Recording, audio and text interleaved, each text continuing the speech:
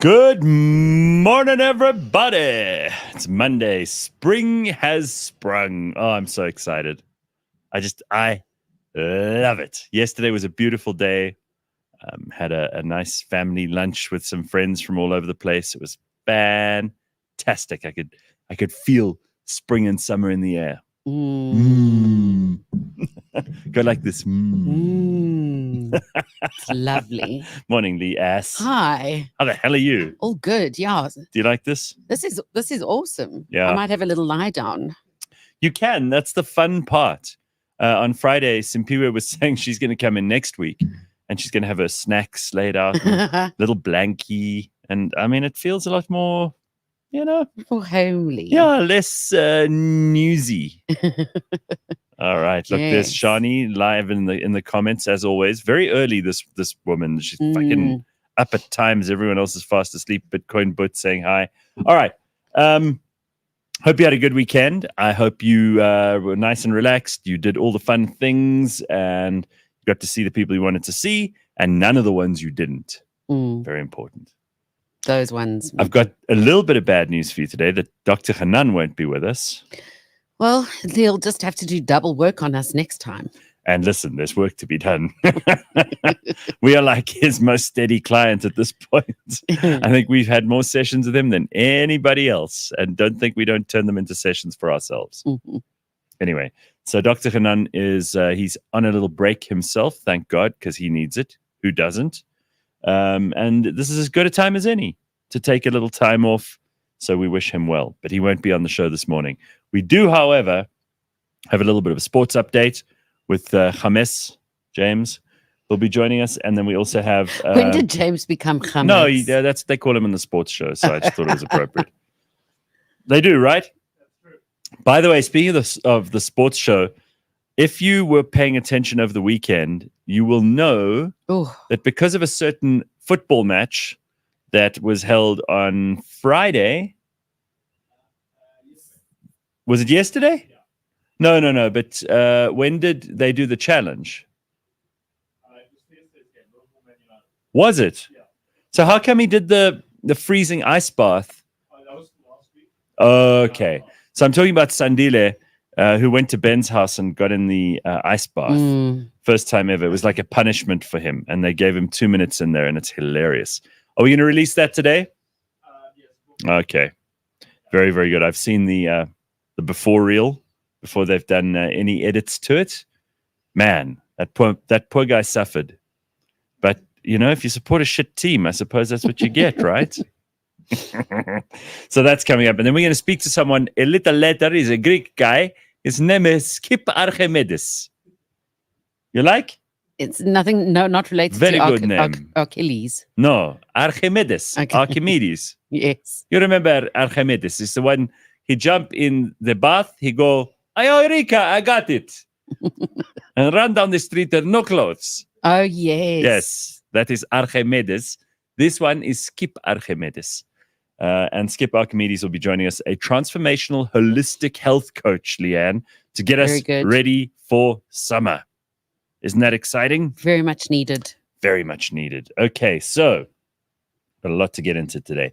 I just want to say right up front, first and foremost, I'm so happy that Chidimma Adetshina, who was in South Africa and tried to enter Miss South Africa, and all these xenophobes in this country chased her out because she wasn't sufficiently South African, whatever that means. Born in South Africa. Yeah. And so she upped and went and took part in Nigeria's competition. Well, she was invited by them, which was... That's right. Yeah, something. So she's become Miss Universe Nigeria. So it's all those jealous, miserable sacks of shit in South Africa who didn't like her and thought that she didn't have a right to compete just because she was, I don't know, mom was born in Nigeria, didn't fill in the right papers. I mean, if that's all you've got, if your nationality, your sense of belonging to a country is all you have because you have no other qualities and you're not nearly as pretty as her, you're always going to be miserable. It doesn't matter who Chidimma enters competitions for. I got bad news for you. Your life's always going to be shit. But this is also showing Nigeria in a very good light. Yeah, it makes Nigeria seem like a open, accepting, first world place, and we look like a rural backwater that's full of tribal thinking. That's what happens. So you know what? Good. Proves again that the people on Twitter who make the most noise are usually the dumbest. Yeah. Well, not I know only you feel very strongly about beauty pageants, Leigh-Ann. well, hardly. I mean, we were just trying to figure out. So now she's Miss World Nigeria. Okay. No, and Miss then there's Universe Miss, Nigeria. Miss Universe, and then there's still a Miss World Nigeria. Yeah. The same happens here, and then there are individual competitions. I mean, look at her. She's a very beautiful woman. I don't understand how anyone could have drummed up such a lot of nonsense about this girl. Really. You need to be ashamed of yourself if you're one of the people who led the charge against her. Really. You will never, let me just point out, every person who said something horrible about her on social media, you will never be on that stage. You will never look that good. You will never be that thin. You will never have that many people want to be around you. You will always be a sad, shriveled, bitter, resentful sack of shit. A bitter sack of shit is much worse than just a normal sack. Yeah. Yeah. So there we are. All right. Now I've got it out of my good to her. I mean, system. she's been through absolute hell. She was basically driven out and banished. Right. But then accepted into the arms of a fellow African country. And by the way, she's been so graceful about all of this too. She said she had expressed her love for South Africa and her appreciation for the support that she received. She will now represent Nigeria in the upcoming Miss Universe. You see, I always get confused. So if you win a Miss South Africa or a Miss Nigeria or whatever, then do you automatically go into Miss World? I think you do. And then I think Miss Universe, you have to go into a Miss Universe country competition. It seems to me like only really, really pretty, really silly girls know the true mechanics of all of this. Because James asked me earlier, and I'm like, no, I have no idea. I don't actually know. I mean, like I could literally hear the music playing in my head, going, I don't know how this works. And I mean, are they like very just complex replicas of each other? Can you compete in both? Like if you're in Miss Universe, you come and win Miss World, or can you? Can you be Miss Everything? There's probably a Miss Everything competition. Maybe There probably is, right? Anyway, well done to her. So I just wanted to have a full-on for all those people who were so horrible to her when she tried to enter Miss South Africa. So good stuff. Now, let us pay attention to really important things, because we've got to start thinking about the end of the year. I know. It's crazy. If you're in the marketing world, your marketing calendars for 2024 are wrapped up. You've already decided what's happening in December, and you're moving on to the new seasons of the year. Are you already wrapped up for the year? So you have a whole plan? Yeah, absolutely. I Whole plan done. It's quite challenging to think about what's happening in Christmas when it's basically winter still on this side. But no, it's not. It's not winter. It was. But, I wore a when t-shirt. We were planning that. I wore a t-shirt this morning in the car, and then when I got out of the car, I said to the producers, because they got out at the same time, I'm like, "Oop, but a little nippy." It's a bit ambitious of me to think I can wear a t-shirt, but I very quickly put on a jacket. And then when we got in here, I was like, "Nah, it's not so bad. Don't be such a pussy." So I'm with it. I do remember spring days at school were always on or closest to the 1st of September, and sometimes South Africa wasn't ready yet. No, it was always cold. Yeah, I remember we used you'd to go in a summer dress and then like a crocheted tiny little summer jersey. We would always say we'd like to do shows outside for spring, remember? And then when spring came around, we were like, we shouldn't have said yes to We're this. still hibernating a little bit. No, exactly. Okay, so here's a good question. Fundo wants to know, are the criteria for Miss World and Miss Universe, are they the same? Yes, of course they are. It's a beauty pageant. So he says, if they are, then we don't need the other one. If they're not, I wonder what they are. It's more opportunities for sponsors. It's more opportunities for... There are a lot of beautiful people in the world. I mean, it doesn't come down to just 12. Yeah, I don't have a problem with this, but I really don't think about it very much. I mean, like, honestly, this is probably the most thinking I've ever done And my brain hurts around Miss World and Miss Universe and all this stuff. And the misses, all the miss. And then, of course, you get misses of each country Oh as my well. God. Okay. It's very complicated. It's starting to give me a headache. Let's just stop. Though shall they we? might seem similar at first glance, they're Oh, here we actually go. quite different. Miss Universe is all about showing off confidence and achievements, kind of like a big, shiny fashion show. Miss World, on the other hand, puts a lot of focus on helping others Oh, and making the world a better place through charity work. oh. I think I'd rather do Miss Universe. In Yeah, that I mean, case. at least Miss I'm going to Universe. cancel my entry to Miss World. I didn't know it took that much work. You're not going to do it No, anymore. I've just decided that's it. Okay. Bye, Miss World. You could have had me. Your loss. Oh, I love it. Nikki says today is the first day of school after an 8-week summer holiday, going into winter downhill from here. Ugh, you're in the northern hemisphere. Ooh. Yeah. No. Why such long holidays? What's that all about? Did you ever have an 8-week summer holiday? I don't remember 8 No. weeks ever. Only when you kind of when you went to varsity. Even then, I mean, like there were exams and things, and they ate into that on one side. And Mm. no, like 8 weeks. What kind of slobs have 8 weeks of holiday? You But explain then yourself. they still go to summer camp and summer school and winter this, and they don't really stop. I don't know. That sounds very indulgent. You know, I really don't think anyone should have that long a holiday. But that is what I'm a little bit preoccupied with at the moment, because we now have to start thinking, okay, September, October, November, December. So it's only 3 months away, really. Mm. 1st of December, if you haven't got plans by then, you're never going to make them. It's too late. Everything's booked up. You maybe don't have money. You haven't thought it through. You got to have a plan. And I'm nowhere near that plan. So another bit of stress to add to my Monday morning. Mm. I mean, I'm having a great day, but this is stuff I have to think about now. It's also almost impossible to imagine things slowing down. Now it's a big roller coaster to the finish. But you need to remember that it does actually slow down. People might say, no, we're not going away, we're not closing.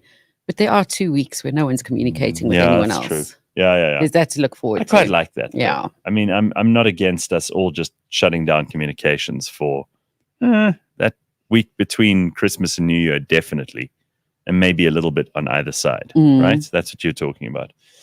Okay, Ted says December and January are pretty much useless where business is concerned. Only year-end parties and compliments of the new year for that period. Do companies still do end-of-year parties? Mm. So the office that I work in doubles up as quite a nice function area. I don't know if you've heard of the Roof in Yeah. So that's my building. And boy, almost every day there are office, corporate end-of-year parties up there. Wow. Definitely still happening. People are spending money on it. They're doing it. They'd be having it. They've been having it. Okay, so there are companies that are having these. I suppose now they're going to want us to do. You guys are going to want one, hey? Don't you guys have something every Friday? They all went and played paddle the other day, which I still haven't done.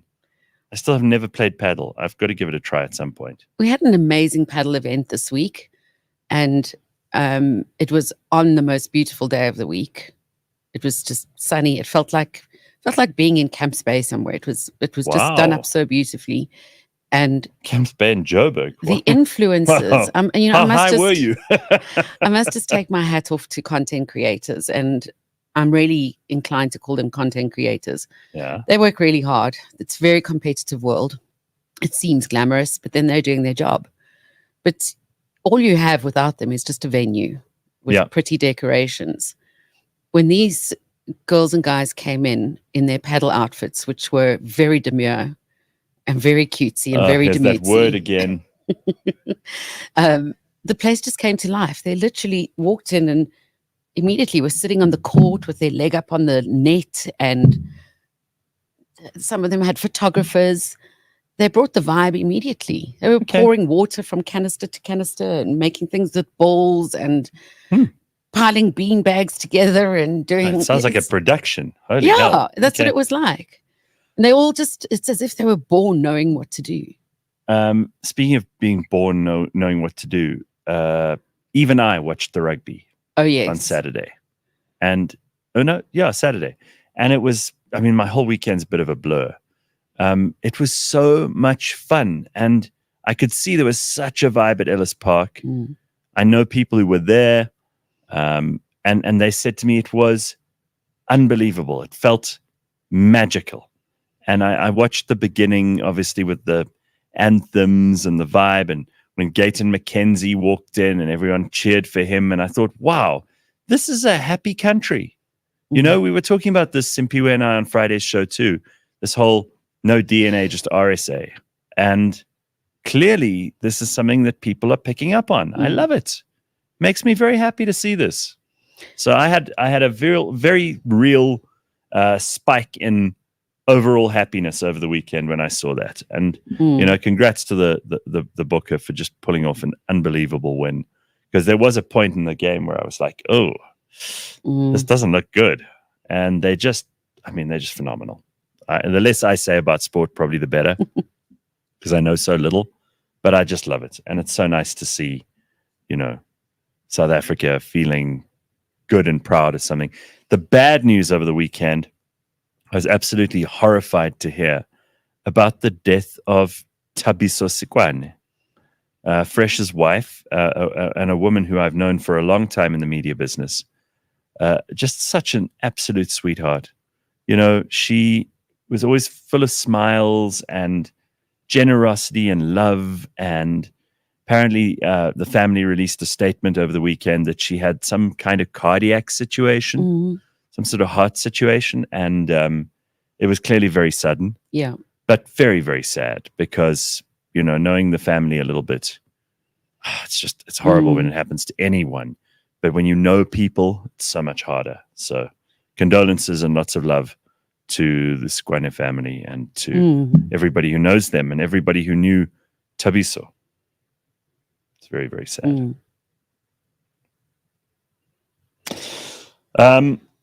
Leigh-Ann has got some things to tell us though this morning. And she's always got these weird facts, and you're almost competitive with Simpiwe on her Friday stuff. So I wanted to get to this. No, because she brings up I don't know where she finds these surveys and things. But apparently you have figured out which generation loses the most money to online scams. Now, I don't know how they figure this out. Well, it's pure research. Yeah, that's what everybody says. I've done the research. Yeah. No, this is a Business Insider article, so they explain exactly how they got to the research. It was the Better Business Bureau that did research, and this is the US. Let's keep that in mind. The Better Business Bureau. Okay. So which of the generations do you think are most susceptible or lose the most money to online scams? I've always thought it must be the very old people. Mm-hmm. So it must the boomers. Yeah, like boomers, and even if there are whatever the generation was before, like the us, Gen X. No, before the boomers. Oh, yes, I see like what you mean. Older than that. The silent generation. That one. I would say that are they still alive? Well, I mean, aren't they the most likely to be taken out by scammers? Well, one would think boomers, right? Especially because of those shows we see with Dr. Phil. Yeah. With the little old ladies who've been scammed by Peter, who's actually someone from Nigeria on an oil rig. And he's like, oh, I love you and I want to marry you and I'm so excited to meet you and I just need a visa. Yeah. And if you just help me get my visa and if you just send me $100,000 and these poor old ladies are like, well, of course I can help you, dearie, if it means you can get here sooner. And they get taken. Are they not the most obvious victims? That's what I thought until this brand new research. What do they say? It's actually Gen Z. No. Yeah, you would have thought that They're they were so the stupid. most savvy. Gen Z is so cuck at everything. They really are. No, they are. So, yes, according to this new report, people aged 18 to 24 reported the highest median loss on average for the second year in a row. So they lost on average to scams in 2023, with most of the money going to rackets related to employment. Employment's a big one. I get made, and I mean, I'm not Gen Z, but I've seen, I get added to WhatsApp groups which are like employment groups. And then you submit your CVs. Not that I did because I knew it was a scam. I've had ones before where it says physically meet at a physical place in Johannesburg. When you look it up, it's like a derelict building. Oh my God. And people fall for this? Yeah. Hadmin says, Gen X grew up with it. We don't fall for it anymore. I lost like 20 Rand to a Nigerian prince. No more. So employment, online purchases is another. Right. And investment or cryptocurrency. Oh boy. Yeah, So that's thinking a biggie. that you're all like, you're going to get into the Right. crypto thing and you Yeah, just do I it could yourself. see that. Yeah, you see, astrophysics says Gen Z is woke and so naive. Yeah. Listen, I know people of all ages who've been ripped off, but I'm surprised that they are so gullible when they've grown up as digital natives. I mean, these are people who've technology is part of their universe from virtually day one. Well, if you think about it, and this makes sense, because they're always on these devices and live their lives through them, the chances of them being exposed to scammers are getting higher. And let's not forget, the scammers are getting more clever. Maybe the scammers themselves are Gen Z. They speak the language. Have you thought about So, that? There's that. I wonder if our producers have ever been caught out by online scams. I wonder. Are you guys? What are you, Gen Z? Millennials, yeah. No one even talks about millennials anymore. They're so irritating. We've just stopped talking about them. Have you noticed? Well, the millennials are now irritated with Gen Z. Remember when Gen X started becoming irritated with millennials? Yeah. Now millennials are irritated with Gen Z. Are they? Yeah. Are the millennials becoming grumpy and old? Yes, they are. It's quite Are you funny guys to grumpy see. with Gen Z? Didn't take a second. They're like, yeah. All right, Yeah, that's and the thing hilarious. is, obviously, you're trying to follow. If your target audience is Gen Z, you're trying to follow what they want, and the millennials are the ones that have to reproduce it. So your designers, your marketing people, And they hate and they're it. so grumpy. Here's a good point being made by Bitcoin Boy. It says AI videos will catch more people for Yes. scams. That's a very big deal because these AI videos, these kind of what do they call them? Real fakes? Deep fakes. Deep fakes. Yeah, deep fakes. These things are so goddamn believable that you would have to be really, really careful to not be caught out. So I can see how that is causing trouble for people of all ages and all generations. But don't lose hope for the interesting stories of romances that have gone wrong amongst the adults. So adults between the age 55 and 64 losing the lowest average amount to scams, an average of $91 per person. However, more susceptible to investment scams, home improvement scams, and then moving up from number 7 on the list to number 5, romance scams. Well, don't be scammed for romance. That's the most embarrassing one. And would you rather have 1,000 Rand taken from you or your dignity? As in, you fell in love with someone who didn't exist. Which is more I'd rather embarrassing. pay 1,000 Rand upfront to avoid that. Absolutely, me too. I mean, it's just so bad when you look. First of all, I would love to know who the people are who do this because I think it's really pathetic, and it's cruel. They're individuals. I know, but it's horrible. It's just horrible to do that. I always think, shame. There's a gullible person born every minute. Fine, fair enough. But if you're the kind of person who actually takes advantage of those people, you're a certain kind of scumbag, right? I mean, these are like often very lonely people, and they're probably harmless. They're probably like really nice, sweet people who just they're so desperate for love, and that's where you hit them. It's just so cruel. I feel like that's the worst kind of scammer. If you're just trying to get money out of someone, fine, that's just greedy. But like trying to manipulate people who are desperate for love, oh, that's horrible. I don't know how you deal with yourself. I know how you sleep at night. Oh, you're worse than those people who chased out that Miss Universe Nigeria. So apparently romance scammers are now introducing victims to cryptocurrency. Oh, yeah. So they're eventually turning their conversation from romance towards finance and tricking them into investing into fake crypto platforms. Oh, yeah, that's a biggie. You got to be very careful. Basically, treat the internet like a dangerous, dark, dimly lit street corner. Or like a fairy tale where nothing's real. No, fairy tale, you want to abandon yourself to the imagination because a fairy tale usually ends well. Think of it as a dangerous, dark, dimly lit street corner at 3 a.m.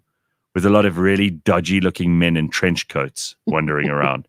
That is how you should think of the internet. If you think of the internet as being a fun, friendly place and a fairy tale, like Leigh-Ann says, you're going to get scammed. That's what's going to happen. Matt says scammers are the same kind of people that steal Amazon packages from people's porches. Well, you remember that video that we shared on the show not so long ago where that guy came out with a gun and chased that porch pirate away? Wow. And he ran for his life. There's that. Hilarious. And there was a guy who rigged a few boxes so badly. Some of them had major fart spray in them. Yeah, that's good. And I ones like with cameras and if someone's going to steal your stuff, they must be punished. All right. I also see here Judith says, I'm a millennial. We are the best generation ever, and we pick up on fake stuff on the internet better than any generation before or after us. We analyze everything. Do you think that's true? I know that the reason that this is being put on the screen right now is because our producers are millennials and they feel like she's right. I don't know so much. I don't think you're the cleverest generation ever, but you do pick up fake stuff on the internet probably better than everyone else. I would say because you're the first fully digital generation. And maybe because you had to learn on the trot, you know? Perhaps. I'll give you an 80% chance of being accurate on that one. Azalea says the scammers love to prey on people receiving chemotherapy. It's fucking sick. That is disgusting. You see, that's the kind of thing that makes me sick. Ugh. Dirty, filthy bastards. All right, let's get James in here. James, come and tell us about the sport because I've already spoken about the rugby, but there's so much other stuff. And then we can find out what's beyond the scoreboard, which is brought to you by Superbets and Ben. Ben's not here today, though. So he's helped send some ideas through to James because James can't watch everything. He's busy producing shows. You know, he's doing whatever. What do you do all weekend? Watch sport? Mostly, yeah. Oh, okay. Don't know much about what James does over the weekend. You irritate people. Most of the time. Is that a thing that you've prioritized? Well, when you support Liverpool, it's going to happen. Yeah. It's going to happen. Yeah. I have to It's gonna remind happen. myself that you support Liverpool. I mean, nobody's perfect, but that's really embarrassing. That's All right. true. So we could talk about the Premier League because I know that's on your mind. It is. Formula One, rugby, Paralympics, Diamond League, and MTN8. Where do you want to start? I want to start with the Premier League. Oh, 'cause it surprise, made surprise. my Go on. entire weekend. Okay, go. Liverpool played Man United this week, and that's where I'm going to start immediately. I'm wearing the shirt. I might as well. Mhm. Liverpool played Man United this weekend at Old Trafford. Liverpool did what Liverpool needed to do. We won 3-0. Well done. So we love that for us. Well done. I also had a bet with Shaz from On the Bounce. Mhm. If I won this weekend, or if Liverpool won this weekend, he has to wear a Liverpool shirt on the show this week And as a Man United supporter. And we did. that is like And here we are. That's the age-old rivalry, right? Manchester United and Liverpool hate each other, both red and white, supposedly, but such loathing and despising of Hate each other. Yeah. So he's going to have to wear it. Yeah. I even took a video of myself putting all my Liverpool shirts in my washing machine last night because I've got like 6 of them. So he's got a choice. And I'm very excited. At least you washed them. I wouldn't have done that. I would have given him a dirty one. So yeah, Liverpool did that. That was on Sunday, but switching back to the beginning of the weekend, Saturday, Arsenal took on Brighton. They drew 1-1 there. Leicester took on Aston Villa, 2-1 to Aston Villa on that side. Southampton, they took on Brentford. Brentford won that one 3-1. City played West Ham. West Ham, they lost 3-1 there to City. And then Tottenham lost another game. They lost to Newcastle this weekend. So not a great start for them to the Premier League this season. In the world of rugby, you mentioned it already, Rugby Championship this weekend. The Box, they narrowly beat the All Blacks this weekend. It was quite a game. Yeah. I found myself literally biting my nails. quite a game this weekend. I saw Ben was also there, Right. living his best Yeah, he life. was. He had lots of fun. Doing lots of things. On the other side of the rugby championship, Argentina, they took on Australia. Australia won that one 20-19, which is quite a surprise. That leaves the log looking a little something like this. South Africa in first with 14 points, New Zealand second with 6, followed by Argentina and then Australia. So that's how the rugby championship is shaping up at the moment. I'm going to go back to football because there was also MTN 8 this weekend. And a huge upset. Sundowns lost to Stellenbosch in the second leg of the semi-final. In the first leg, they also lost 1-0 to Stellenbosch. Second leg, they lost 1-0 again, the aggregate being 2-0 there, and Sundowns are out. Huge surprise. Then also the other legs of the semi-finals, it was Pirates versus Cape Town City. The first leg, it was a 1-1 draw. Second leg, Pirates walking away with the win 2-0 over Cape Town City. That aggregate score, 3-1. And that final will be Pirates versus Stellenbosch, which is interesting. Everybody probably expected the Sundowns final, but not to happen because they won everything. Okay. Sundowns just do it for years. There was also a Grand Prix this weekend. Lots of sport this weekend, guys. Where was it? This weekend it was in Italy at Monza. One of the most historical tracks on the calendar. And what better team to win this weekend than Ferrari at the Italian Grand Prix? That's exactly what they did. Ferrari walking away with the win. Charles Leclerc first place, Oscar Piastri in second, and Lando Norris in third. Max Verstappen only managed a 6th this weekend. It doesn't affect the driver standings too much for him, though. He's still in first. Lando Norris up in second. He's now only about 60 points behind Verstappen, which is interesting. And then Charles Leclerc up in third. And then there was some Olympics this weekend, Paralympics. There was also Diamond League that also happened. One of the big stories, though, Letsile Tebogo running to the 100-meter sprint win and taking gold this weekend. And then I think that's pretty much it. Oh, no, wait, there was Paralympics. I'm so sorry. Yeah, come on. We've got some medals here. I'm so sorry. Once James, the adverts decide to you want them to attack you? Not really. I saw a chick with a bow I saw this woman with a bow and arrow, and she pulled the thing back with her foot. Yeah. While holding it with her other foot. Yeah. And shot the arrow right in the bullseye. And I'm like, I have 2 arms and I can't even do that. Yeah. It's pretty makes wild. You feel pretty crazy. Yeah. Makes you feel pretty useless. Yeah. And she like holds something with her mouth and then she pulls the thing over her shoulder. I mean, she's got no arms. And she like, it's very impressive, huh? with her foot over here. And then she's like, boom. Pretty wild. Did you see? I put a news story in the running order. There's a pregnant. There's a pregnant. I saw that. Para archer. Yeah, I think it's called. Pretty wild. Also unbelievable. Actually, by the way, if you have any skills like that, before you go to the Paralympics, come and show us first. Mm-hmm. I'd love to see that in studio. I'll even sit you with an apple on my head, and you can do that. Yes, we could shoot an apple off. He's just volunteered. He just volunteered. That's great. Volunteering. All right, let's do it. Speaking of the Paralympics, I guess we'll jump right into it. Over this weekend, the South Africans that were in action had Manus Blom. He set a new African record in the men's shot put with a throw of 13.16 meters. He finished 7th in his field over the weekend. We also had Tesna Abrahams, the best leap of 4.46, her best leap, in the women's long jump. Which was an area record. She finished 11th. And then we also had more long jump. We had Puliseto Mabote, who finished 6th with a leap of 6.44. And that is, I think, mostly the weekend in sport. It's been quite a weekend of sport. Very good. And we love that for us. Okay.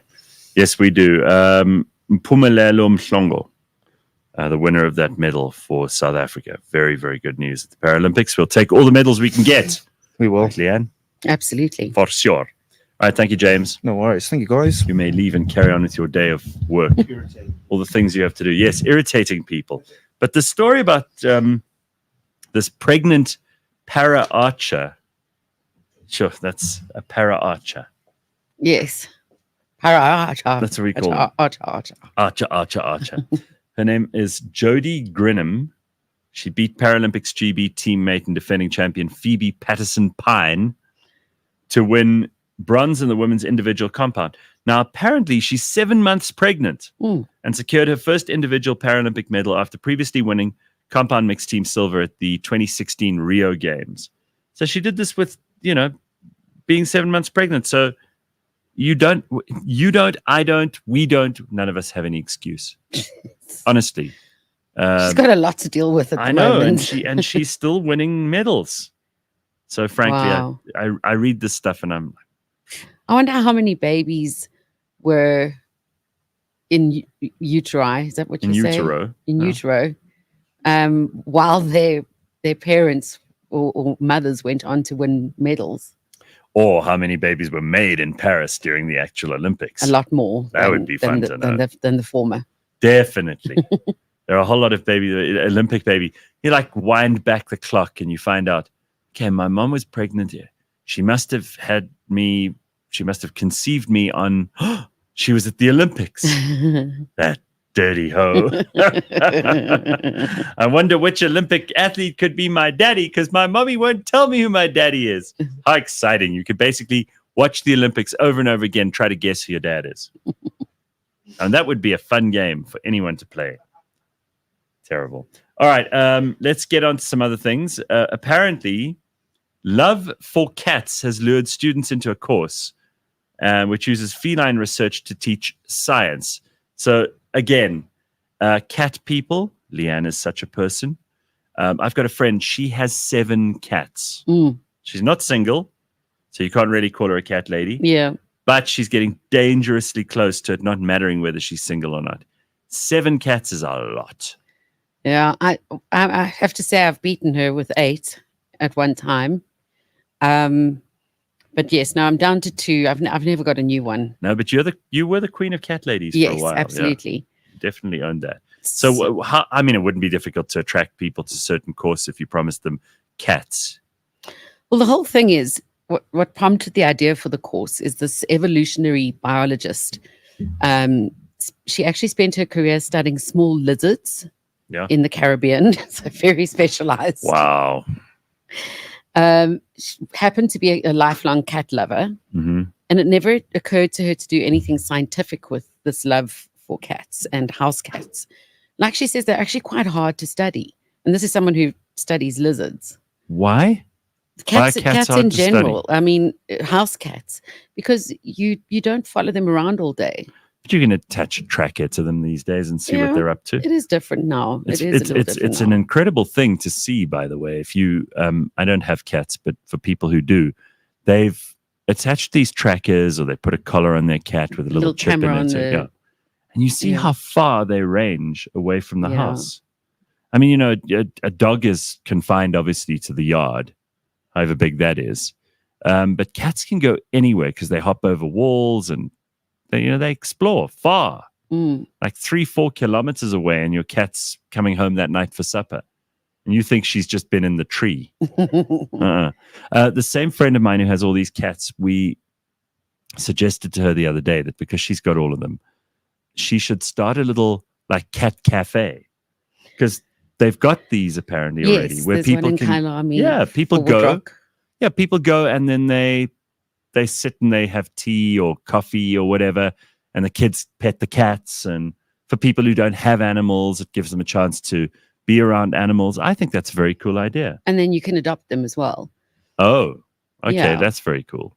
So that's quite nice, because you don't, when you adopt from a shelter, you don't really have the cat in its natural environment to pick up on its personality. Yeah. Whereas here they're free to do their own thing, and you can tell whether they're demure or whether they're Demure. You've out got to there stop with that and word. action cats, whether they like All playing right, hard. so what is this course?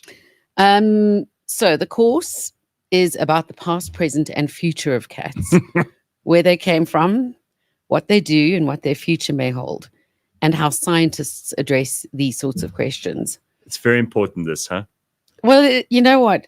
This is massively important. if this was around, life or death. This is about the survival of the human species, everybody. it tells a lot more. Studying feline behavior is actually very telling of human biology and the way we work, psychology. For instance, look at the big impact that cats have had on bird populations. Have they? Yes, They're absolutely. slaughtering birds. They've like framed where the the population of birds sits. The pros and cons of living with felines, the role of hybridization as a result of constraining force in evolution, the top-down role of larger predators like coyotes and dingoes in controlling cat numbers, and the prospects for new genetic technologies to create allergen-free cats or to curb those free-roaming cats that we have. And do they discuss toxoplasmosis? They would, yes. Because that's a thing. Everything that's got It's a to very do serious with thing. hygiene and toxins around cats, they would use as well. Their material features research papers. They go on field trips, even to a homeless cat advocate feeding unknown felines. They learn about Egyptology and what cats' roles were back then. Okay, but this does sound like one of those. It's like that Taylor Swift course, right? You can go to There's a Taylor university. Swift course. Yeah. In America, there's some university that offers a Taylor Swift course where you get to study the economy of Taylor Swift, the rise of Taylor Swift, the music of Taylor Swift. It's like really just a way for a university to fleece money from extremely gullible people. You know? Listen, if you think about it, Scam. It's a scam like those ones you were they're talking about earlier. probably learning more than they would have if they did nothing. It's almost like hiding vegetables in bolognese. You can teach them something at least. I don't know. I mean, it does feel to me like there are lots of things that people do that they're trying to disguise as being legitimate areas of study. And I mean, all of this stuff is interesting. That cat stuff you were telling me about just now, it's interesting, but it isn't a course that needs studying. Like, how many people need to graduate in cat studies?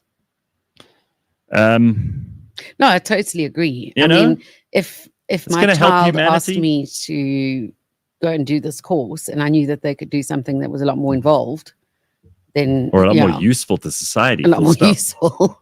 Like, But for somebody who is not going to do anything but sign up for a Taylor Swift course or a course on cats, at least they're learning a little bit of something. they're finding a way to rip their parents off. I heard a story over the weekend from someone I know about this girl who is just like, she's 29 and she's just perpetually studying just bullshit things. It's a real person. I've never met her, but she's expensive. She's studying overseas. Her father's just paying and paying and paying for her to do all these endless courses about nothing. And I wonder, like, we talked about scamming earlier. I wonder if parents aren't often the biggest victims of scams because their kids say to them, oh, I want to study this at this university, then I want to study that, then I want to study that. And they end up in sheltered employment because they're studying. It's not really employment, but their parents are paying for everything for years. At 29, you should be ashamed of yourself if you're still taking money off your parents and studying some bullshit degree at 29. Really? If you're studying medicine or engineering or something like that, cool. Which actually takes that long. Yeah, but cat studies or Taylor Swift, I'm going to be suspicious. Yeah. I just think those kinds of things we should stop. And if you're a parent who's paying for those things, you need to tell us how your kid managed to talk you into that. How your kid managed to get you to be so gullible and dumb that you were like, sure, you can go and study cat studies at the University of Arkansas. Here's $50,000. Exactly. That's what your child comes out looking like a cat with a hat on and a tie. Cat in a hat. Now you could study that poem more than you could study cat studies. It would teach you something. At least You'd it's a bit of probably learn literature. poems in cat studies. You would do cat poems. And you would have to Probably. read Cat on a Hot Tin Roof. But I do think that there are gaps, like I was saying, for that friend of mine who wants to, she wants to have all these cats and she can have other people pet them. But then she's like, no, I don't want other people to pet them. It's like, well, then... Yeah, I wouldn't take my own cats to... But then you must be a No. cat lady and just And the cats cost you money. Yeah. If you ran a cat petting center, the cats would make you money, Yes, that's the thing. right? They would at least be able to wash their own faces, as in pay their own way. Mm-hmm. But if the cat doesn't even pay its own way and it just costs you money, you're the fool. All right, here's an interesting story. South Africa is considering transitioning from coal to citrus and marijuana plantations to generate hemp in the coal belt. So instead of growing, instead of mining coal, we're going to grow hemp in those areas. Does it sound like There's been a demand for it, and we know that obviously we're moving towards a greener way of life, so less coal. But the problem is that we haven't adapted our infrastructure to deal with that. Yeah. But the hemp thing, that's been a huge cry because of the amount of money that could be made from it, which people have been asking for years. Hemp and marijuana. Mm. So, I mean, people could grow weed, or they could grow the stuff that we'd turn into, fabric for clothes or for other things, because hemp is quite useful in a bunch of different ways. So apparently the study suggests the eastern Mpumalanga province, which is a significant coal-producing part of South Africa, could also explore alternatives like producing aviation fuel from sugarcane and expanding the tourism sector. How does that sound to you? I mean, we use sugar as fuel, might be short-lived. Yeah. Let's hope they put a lot of sugarcane into that airplane. They wouldn't just, they'd still have to make kerosene and naphthalene, but they'd have to make it from organics. You can do that. Mm.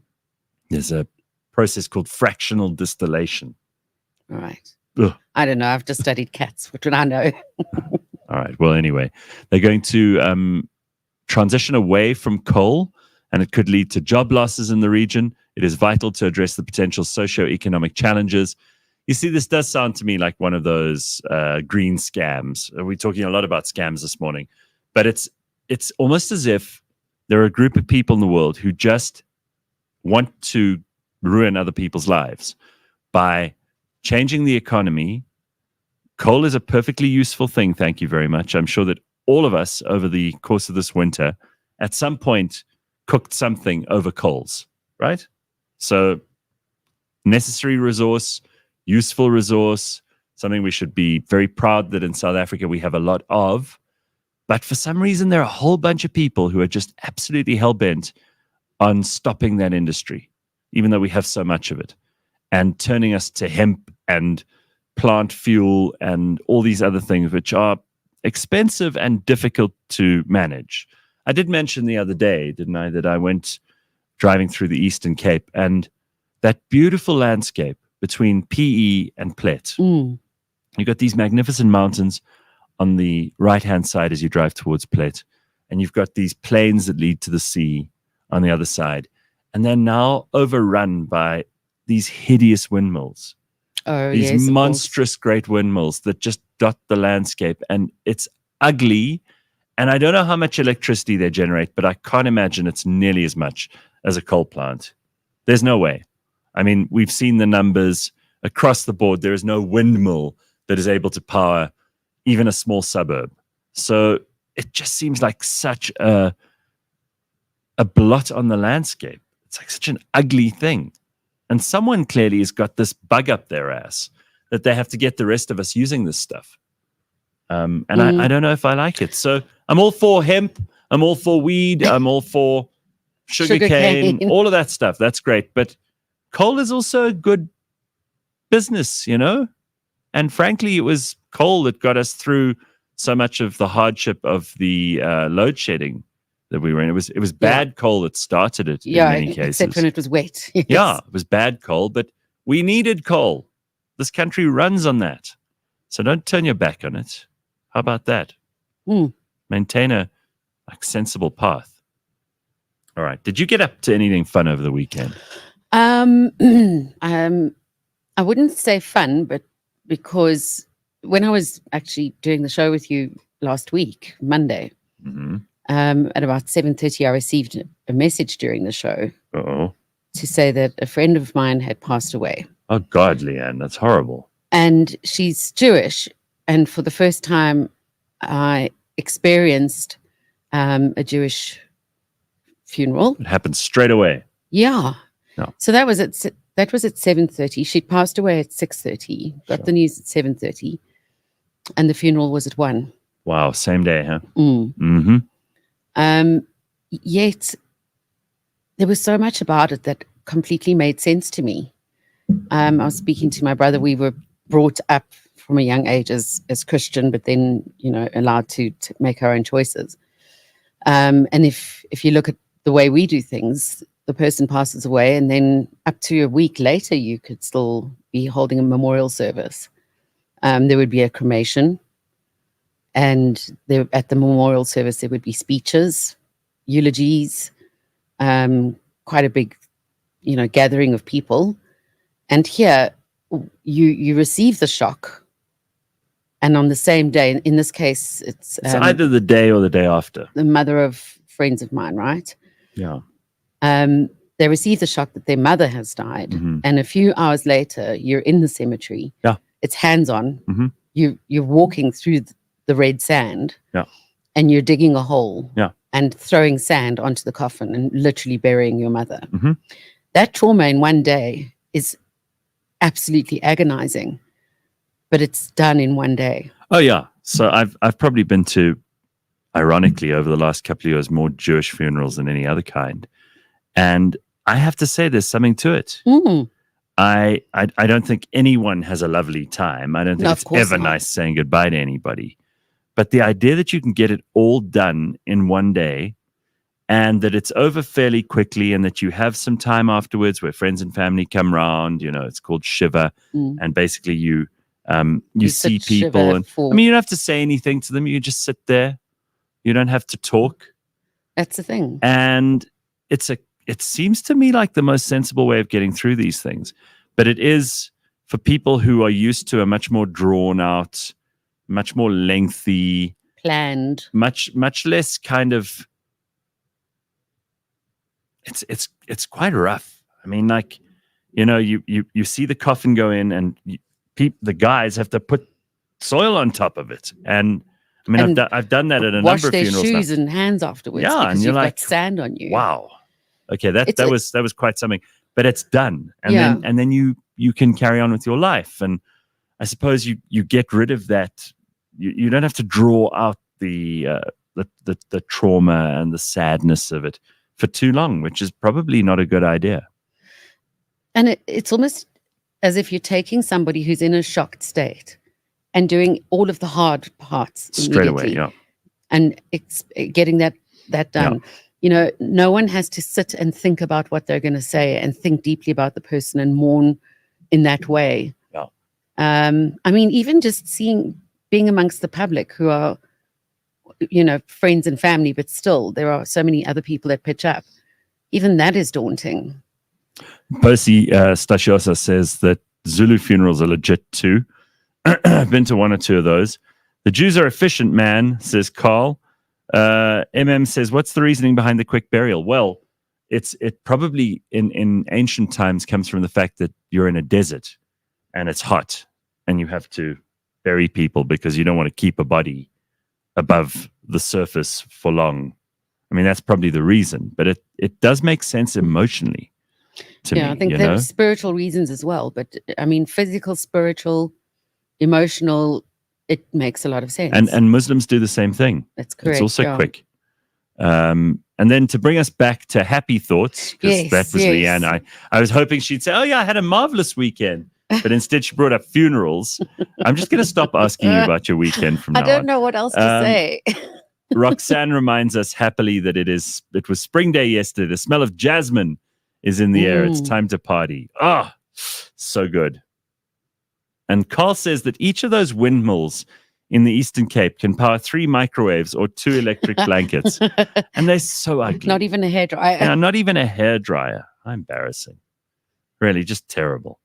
The wind turbines are so bad for nature, says Bitcoin, but it kills birds and the blades become worn out. They're fiberglass and they dig a massive hole and just throw them in there. Oh, goodness. That's not good. No. I think that's awful. Really, we've got to get rid of those things. Windmills are shit. That's what everybody in the comments says. I'm with you. Cats are a spinster's game, says Sanele. That's spot on. Sounds like Gareth has some experience in cooking solvents. Did I? Yes, you mentioned cooking the sugar to make fuel. No. Yeah, fractional distillation.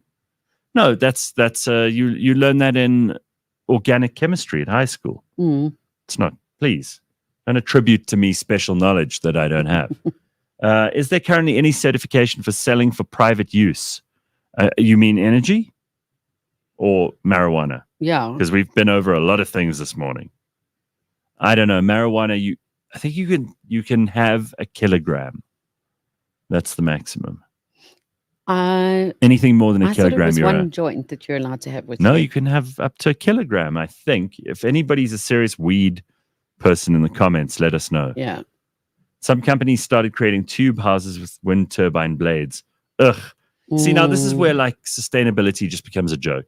Now you're trying to find uses for things that are just not useful. Like wind turbine blades, really? Do we need to force this? Bitcoin Bot says, did you see the video of the Nigerians carrying the coffin through the Joburg CBD? I heard it was Sunnyside in Pretoria, not Joburg. I didn't see this. Yeah. I did see that on social media, but I don't know anything about it. Nigerian funerals are a big party. This is supposed to be a celebration of life. All I think of is that famous... Who were real Nigerian pallbearers. Yeah, at the funeral in COVID, remember? Dancing. Where it became a meme for you, the danger of death. Thank you to Cyril for signing cannabis usage into the Constitution for 2024. Okay, well, I don't know how much you're allowed to sell if you're a 1.1 at home or 100 grams in the car, says Percy. Sounds like he's been arrested for more. They Sounds like he might known. have had 1.2 and there was a problem. Yeah, I really don't know. Don't ask me about how much weed you're allowed to have. I won't even have it smoked in my house. Oh, really? I think smell. it stinks, yeah. It's horrible. I sound like such a prude. But I don't know. It's just the smell. It's nothing else. If you want to do it, you can go and do it in the garden. I just don't want to know about it. All right. We're going to take a quick break. And when we come back, we're going to speak to someone who I'm really, really excited to speak to. It is Monday, but it's also the beginning of spring. His name is Skip Archimedes. He's a transformational, holistic healing and health coach. He's a mentor, a motivational mentor, and an international speaker. And he's in South Africa for a little bit. And I'm always curious to find out about what people are doing to improve themselves, to help the rest of us improve ourselves. And I think that's a great way to start our Monday, don't you? We will 100%. get there. That's coming up next. Don't go anywhere. So where do people get tickets? How do we get our hands on tickets? Okay, so tickets are available on Howler. You check out the options. It's 275 Rand for a general access ticket. And you can you can take on the park and ride facility from the Mall of Africa, which gets you into the center circuit. Who's your partner there? Sani Car Rental Okay. is our partner.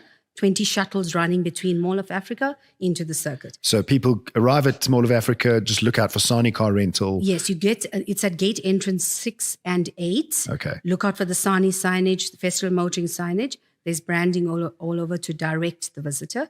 Get into the shuttle and back. And there's free parking if you have the Admit app. Oh, Yeah. really? Yes. Okay. Catch us every Monday at 9 a.m. on YouTube and on autotrader.co.za. At some point, I also wanted to be a DJ, but I felt like by the time I really almost called PH, please help me get into it. Hey, it was a bit too late. You But should have asked him to teach you how to DJ. He loves giving lessons on DJ. you know what the problem is? I'll probably stop mid-set and start having a conversation. Did you guys like that? Yeah, you see, my favorite part is when I mix that other part and then I just...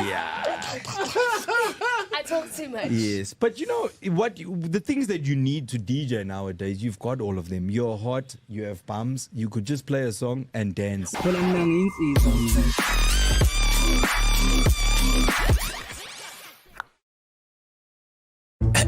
Me again, your voice of reason. Did you know you and Mary from accounting have the same medical aid option? But you hardly claim, and she's at the doctor every week and had a hip replacement last year. Yet you pay the same. It doesn't add up. Please check out Fed Health Select options. If you're healthy, you can choose to pay 25% less every month. And if you ever need a planned procedure, you simply pay a once-off excess. Now that's how medical aid should be. Go to fedhealth.co.za.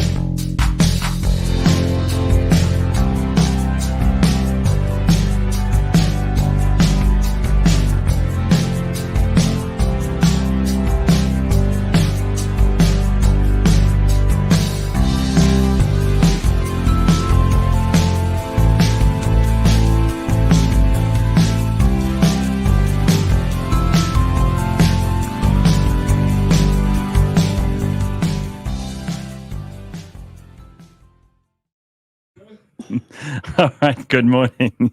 It is Monday.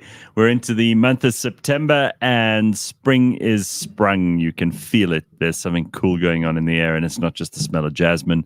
We've got a busy show for you this morning. We've got lots of exciting things to still get to. I'm going to speak to somebody in a moment or two who is hopefully going to put us exactly in the right mood for not only Monday, but for spring. And if you need a little help, he's probably the guy to help you get there.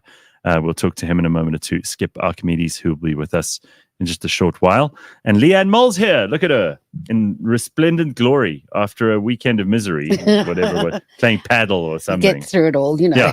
Yeah, but she's here. She made it. All right. So that's all that matters.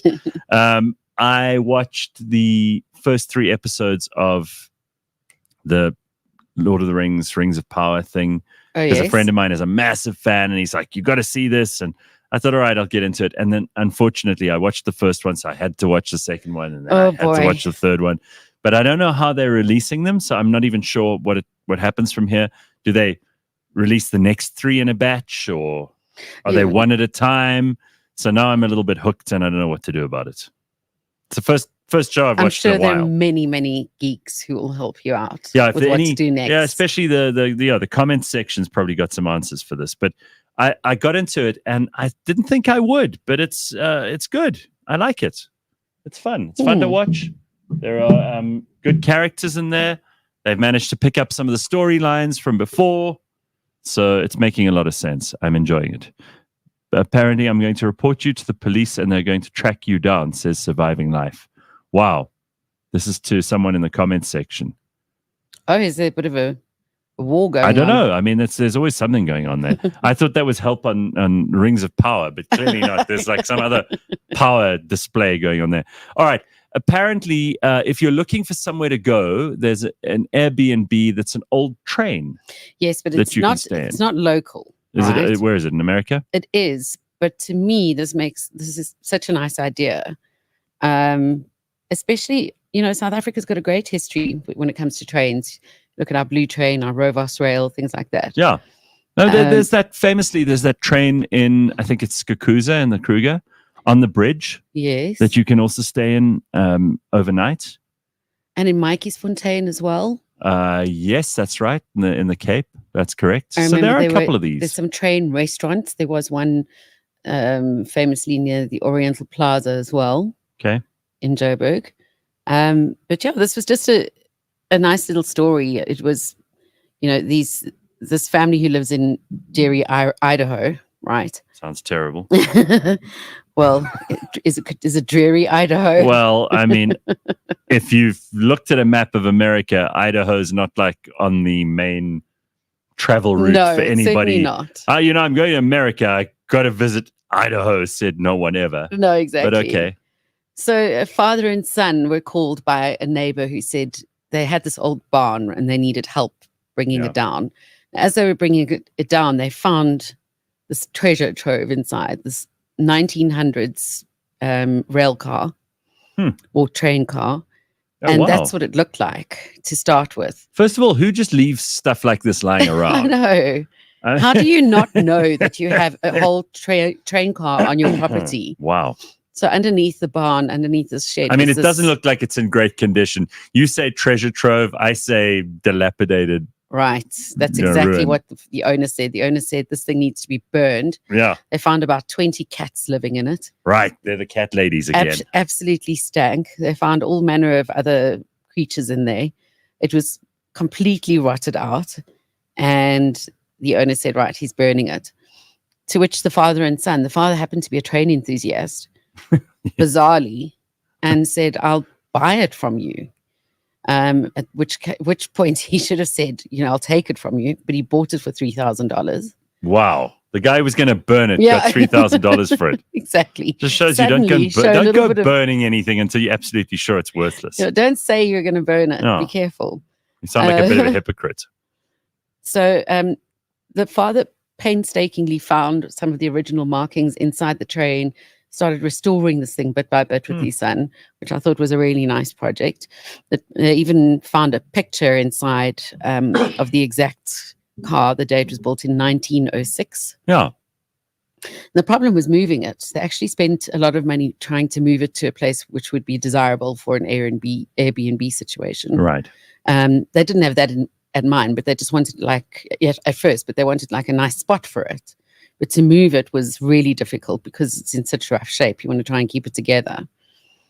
So they just kept it in these people's backyard? No, so they moved it halfway up the hill and had to eventually stop. That cost $10,000, and you start thinking, where's this taking us? Oh, man. So it sounds like a sunken cost. Yeah, exactly. But apparently it's such an ideal spot where it is. It's halfway up this little hill. And they started working on it. Obviously, COVID struck, so they had nothing more to do. But look at that. Started working on it bit by bit, rebuilt the structure so that it looked like a platform, the original platform. I mean, that does look quite beautiful. Pretty amazing. Maybe it's just a bit of lighting and some love, but found all the history inside it and lovingly restored it. Beautiful. Look at that inside. Found the original paint colors that it would have been and really stuck to what it would have looked like. The bathrooms were, there wasn't a bathroom at first. So you would stay in here. You've got a bedroom. Yeah, you would stay in there as a bathroom. couple or a family. Okay. If you were wanting to go to the mountains in Idaho for some reason. Well, there's good skiing there. It's beautiful in winter and summer. So it's not, I said horrible things about Idaho. I should probably take that back. I've got a friend whose brother lives there. So that's how I even know it exists. There we go. But, so all in all, they spent $151,000 all in. That's a lot of money. Including the $3,000 for the car. It took them about 6 months to finish. And it then didn't literally blow up. It blew up on the internet. Yeah. They booked a 90% occupancy the first year. Quickly became one of the most unique and profitable stays, and it paid for itself in 18 months. It's still going. They priced it at around $325 a night. My dad is obsessed with trains. I don't know why. Train people. Yeah, I don't know if he's a train. He's probably a train person. Yeah. But he's watching this show at the moment that he keeps telling me about called like Famous Rail Journeys or something. And they've got all these trains that they follow all over the world. There's one that goes through southern Spain. There's obviously the famous ones, the Oriental Express. In South Africa, we've got the Blue Train and Rovos Rail. But he loves them. Keeps schlepping my poor mother along to these train. She's like, yeah, I like a train. But you could tell she doesn't like it nearly as much as he does. You know? Yeah. There are people who love trains. Yeah. And we do have good ones in this country.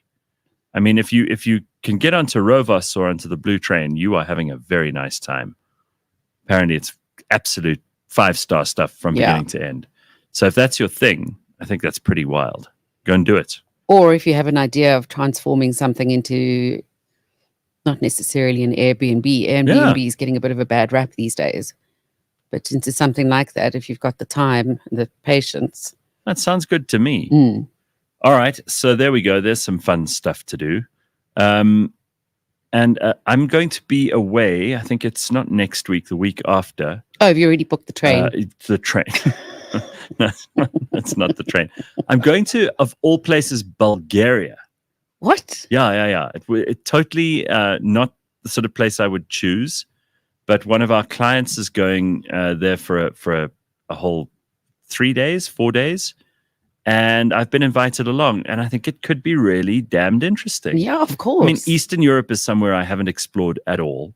Bulgaria is this fascinating place. I mean, there's a lot of history there, reaching back to the Ottoman Empire, Transylvania. Is that where they made Ottomans first?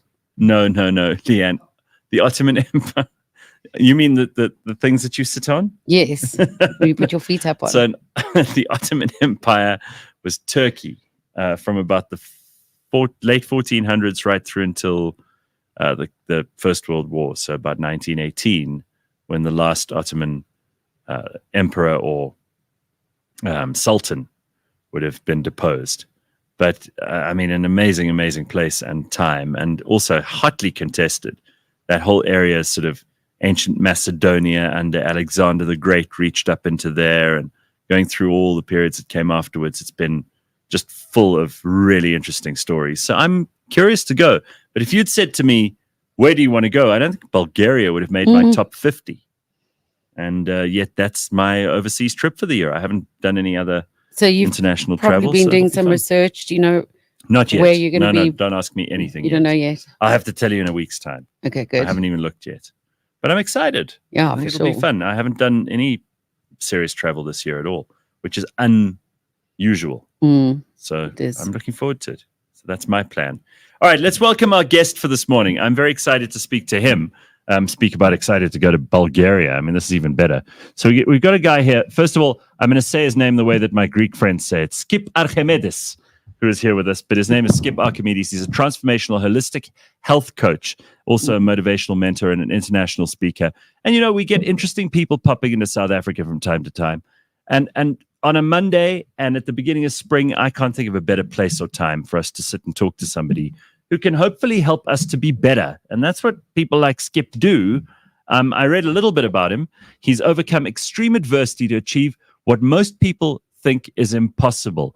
He came back from a back injury to win the English Sports Acrobatics Championship.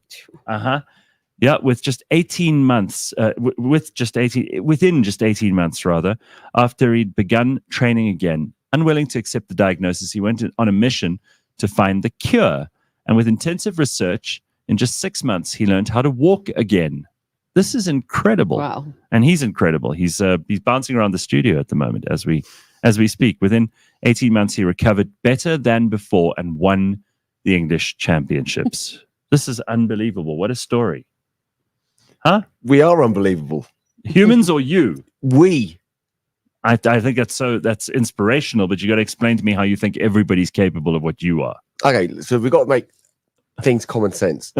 This thing that we live in is made. By the way, hello. Hello. Nice to meet you. So this thing that we live straight in, into it. I love it. Straight into it. Let's just dive straight in. So this thing that we live in, yeah, this mind and this body is made of trillions of cells. And not once do the cells get confused. Eye cells know how to be eye cells. Liver cells know how to be liver cells. Bone cells know how to be bone cells. Skin cells know how to be skin cells. We're being gifted 50,000 new cells every 3 seconds, which means what? A year from now, most of the cells in your body are brand new cells. Even that's right. bone cells. You haven't even got atoms that were there at the time you were born. Exactly.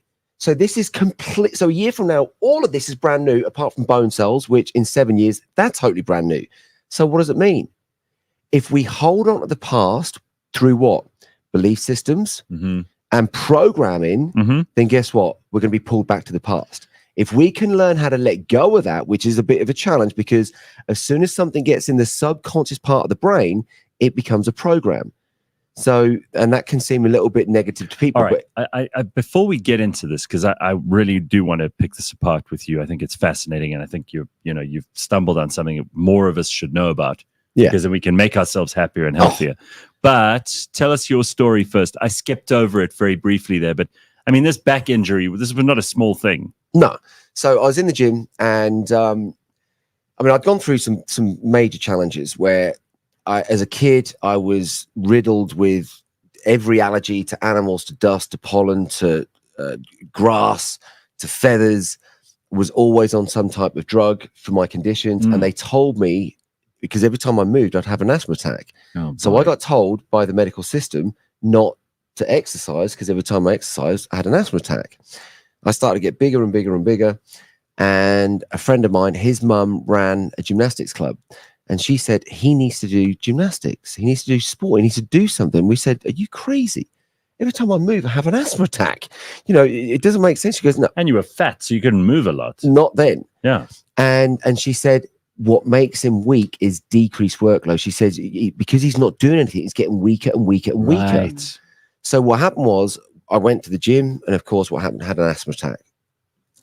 Went to the gym again, had an asthma attack. But I loved what I was doing, because think about this, why do kids move all the time? Do kids naturally move more than most adults? Yes or no? Always. Always. Why are they doing that? Because when we move in fun ways, we have these endorphins released from the mind, sends these chemicals out throughout the whole body. It showers the body with feel-good vibes. So why do we stop? Because we're being programmed. Now, whether it's intentionally or not, think about it. Your education system, did it make you happy, healthy, wealthy? Probably none.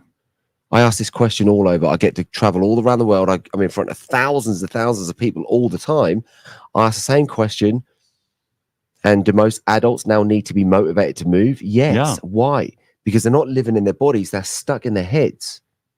And what I tell people, if you're in your head, you're dead. Why? But Skip, this is so perverse. You're right to ask the question. Surely these systems that we build to try and make people better, to give them a purpose in life, to give them a means to have a happy and successful life, these things should be making us better, not worse. 100%. And yet they do, as you've just pointed out, the exact opposite. Yeah. And we just go, oh, okay, well, this is how it is. Well, And we're not most going to people change the they system. just live like that. That's like standing under a waterfall, thinking that you can push that water back up. You got no chance, because the systems are so big. What we have to do is to start to be responsible for ourselves and our part in the game of life. So just go back to your story. Exactly. So just go back to it. We'll come back to this. So I remember the first time I went and did a gymnastics class, and I didn't have an asthma attack. And for me, I was the happiest kid on the planet. For everybody else, it was normal. Yeah. And what then happened was, I was able to carry on training. I still had to use my asthma sprays all the time, but I didn't have an attack. Mm-hmm. And then I got ready to do a competition. It was just a local competition. There was no one good at it. I won it because there was no one good at it. But I remember the coach saying to me, he goes, hey, Skip, I reckon you could be one of the youngest kids to get to the Olympics for gymnastics. Now, at that point, now I believe he was just telling me that to make me feel good, but that made an impression on me. And I took it on. And I was like, I went into school and I was saying, my God, I just been told that I could be like the youngest kid to go to the Olympics for gymnastics. And all the other kids were like, what? You should go and tell the teachers that. So I went and told the teachers, and the teacher said, well, do you want to say that in front of everyone? I was like, I don't know, do I? Yeah, go and tell all the kids. Uh-oh. So they had me in front of all of like the kids in assembly. And how do you think that went down? I thought I was going to get amazing. But kids were like, really? Well, show me something. Yeah. Oh. And I was like, what do you mean? They were, well, do something. So I started to do a handstand, a cartwheel, a backflip. And I became like the court jester for the school. The kids were like, well, can you somersault off this? Can you jump off of that? And so another kid was like, can you walk on your hands across the whole football pitch? So I'd try everything. Now, absolutely loved doing gymnastics. But then at 11 years old, and it was the only thing that helped my health, helped my body. Yeah. Most of the conditions that I had, they didn't disappear, but they went down a lot. Yeah. And because I was always dosed up on major medication, and that just halved because I started moving the body in fun ways. Literally about 2 weeks after they had me say all this stuff at school, and I'm feeling like a hero at school because kids want to come up to me, you know, and ask me to do pretty things. cool, right? And it was epic. Anyway, so 2 weeks after that, my mum goes and leaves my dad for my gymnastics coach. Oh, God. Oh. That's nice. So suddenly I went from being the cool kid, because no families were getting divorced where we were living. Like, there was no one getting divorced. So I went from being the cool kid to being the weird kid. Oh. And I had to go in a room, and I got mum on one side, dad on another. I had to choose who I was going to go and live with at 11 years old. How do you do that? Man. That rips a kid's like heart wide open. So I looked at mum, she had someone. I looked at dad, he looked like he'd aged like 20 odd years, and I chose to go and live with Dad. But Dad said, look, here's the deal. If you live with me, you're not going to go in a room with that guy ever again. Gymnastics coach. You quit gymnastics. Oh God. So that was what a choice. That was the choice that I had to make. And the weight came back, the emotions were up and down, the mind was up and down. And I remember getting to about 18 years old, hating me, hating this thing that I lived in, hating life. I didn't understand how people could be happy. I just didn't get it. And I did something which, even when I say it now, could be a little bit weird, but back then it was really weird. I went out there and I just started talking to the stars, talking to something. I said, look, there has to be something out there. Help me. What do I need to do in life to be happy? What do I need to do in life to be in a body that I'm proud of? And the only thing that came back, and it was strong, was go and do what you love. Go and do what you love. And I was like, there's nothing I love. Go and do what you love. I was like, there's nothing I love. Go and do what you love. I said, well, I did love gymnastics at one point. Then go and do that. And I'm looking in the mirror thinking, that's not an athlete. That's not a gymnast. So I went and lost the weight and went and found myself a coach, and I'm training and I'm swinging around this high bar. So we've just seen the Olympics. I can't believe people could do that. It's amazing, hey. But it looks so dangerous. And I mean, if you miss, your hand just doesn't grip it right, or you're doing those high bars. You're doing that. What do they call it? The floor, the pommels, all of that stuff. It looks, the rings. It's so goddamn difficult. For those people to do, and they're professional at it. You kind of wonder, where do you start? Well, I had a good coach. So I'm swinging around the bar and I piked in, and it wasn't the same guy. I went, my mum's, and they're now happily married. Like, they're still together, and it's a love story. It's a beautiful love story. But I spent 2 years not even being in the same room as him. Wouldn't even speak to the guy. So as I'm swinging around this high bar, I pike in and I relax and I kick. And as I kick to some sort of way from the bar, I let go of the bar a millisecond too late. And you talk about the Olympics, a millisecond can be the difference between gold and silver. The difference in gold and silver to a lifestyle, to sponsors, to the adoration, to being a legend, it's life-changing. And that millisecond, I'm thinking I'm somersaulting going away from the bar, but I come back over the bar, land on the bar, collapse in a heap. I'm in and out of consciousness. I wake up in hospital, and as I wake up, I literally turn like, you're there. Like, I'm looking at my mum, and she's broken. And I'm thinking, what the hell's the matter with her? That was my first thought. Not what's the matter with me. I'm like, what's the matter? What's the matter? I said, what's up? And she can't even speak. And this guy comes in and he says, look, we've seen this injury before. No one heals from this injury. You're never going to stand or walk again. Broken back. Yeah. And I look at this guy and I look at mum, and I'm like, look, I don't think he knows what he's talking about. Get somebody else in. And here's what I've learned. Energy wins every time. And the energy of these experts saying the same thing, which they all believed was true. But here's what I want to tell you. And I'll ask you this question. Is what they told me, is it a belief system? Of course it is. It's 100% belief system. And mum, I basically. So where did you break it? Where was? Right in the middle. Like, really? So did they say you'd never be able to walk again? They said I'd never stand again. Oh my God. Yeah. So what I learned was the most powerful force. It was like life said to me, because here's what I want to say. People watching this, we all go through our challenges in life. We can't avoid problems and challenges in this game of life. And I truly believe that our biggest challenges can now teach us our biggest lessons, and they can give us our biggest blessings if we learn through the challenge, not if we hold on to the challenge. What do most people do? They go through a challenge and they keep repeating it again and again and again. And the brain doesn't recognize the difference between something that's real and something that's made up, whether it's a memory or an imagination. So if we're going back to memories and we're telling people these poor me victim stories, guess what? We're reliving it. Yeah. So we got to stop just doing that stuff, because we're literally puking our problems over other people.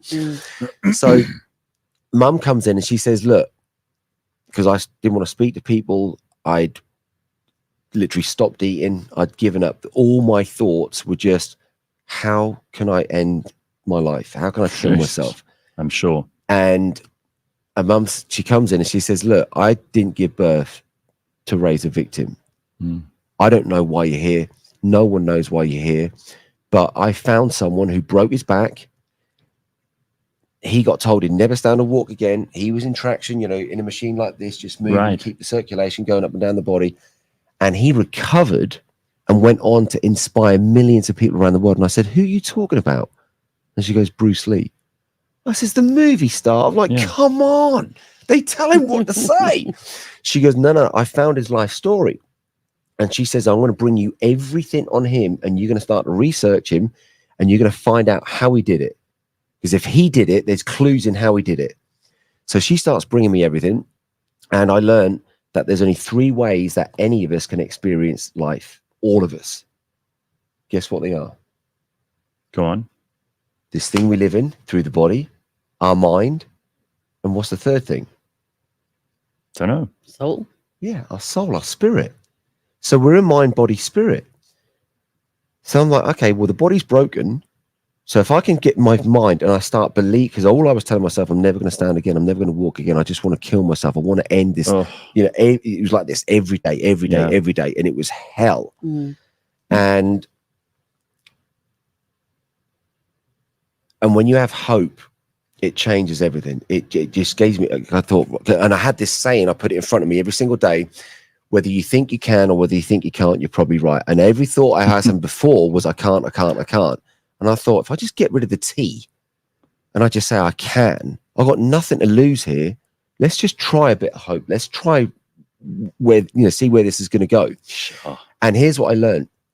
So I started studying Bruce Lee like crazy. I started studying the ascended masters that he studied, like the Buddha, Confucius, like these masters on this planet where their teachings are around thousands of years. They're still just as powerful now. And I learned some simple things. This thing that we live in, so if you touch it, can you touch it? Yeah. Listen to this. This is 0.0000001% of what we are. 99.9999999% of what we are is energy, frequencies, and vibrations. Now, I don't want to freak anyone out. No, I like this. Go on.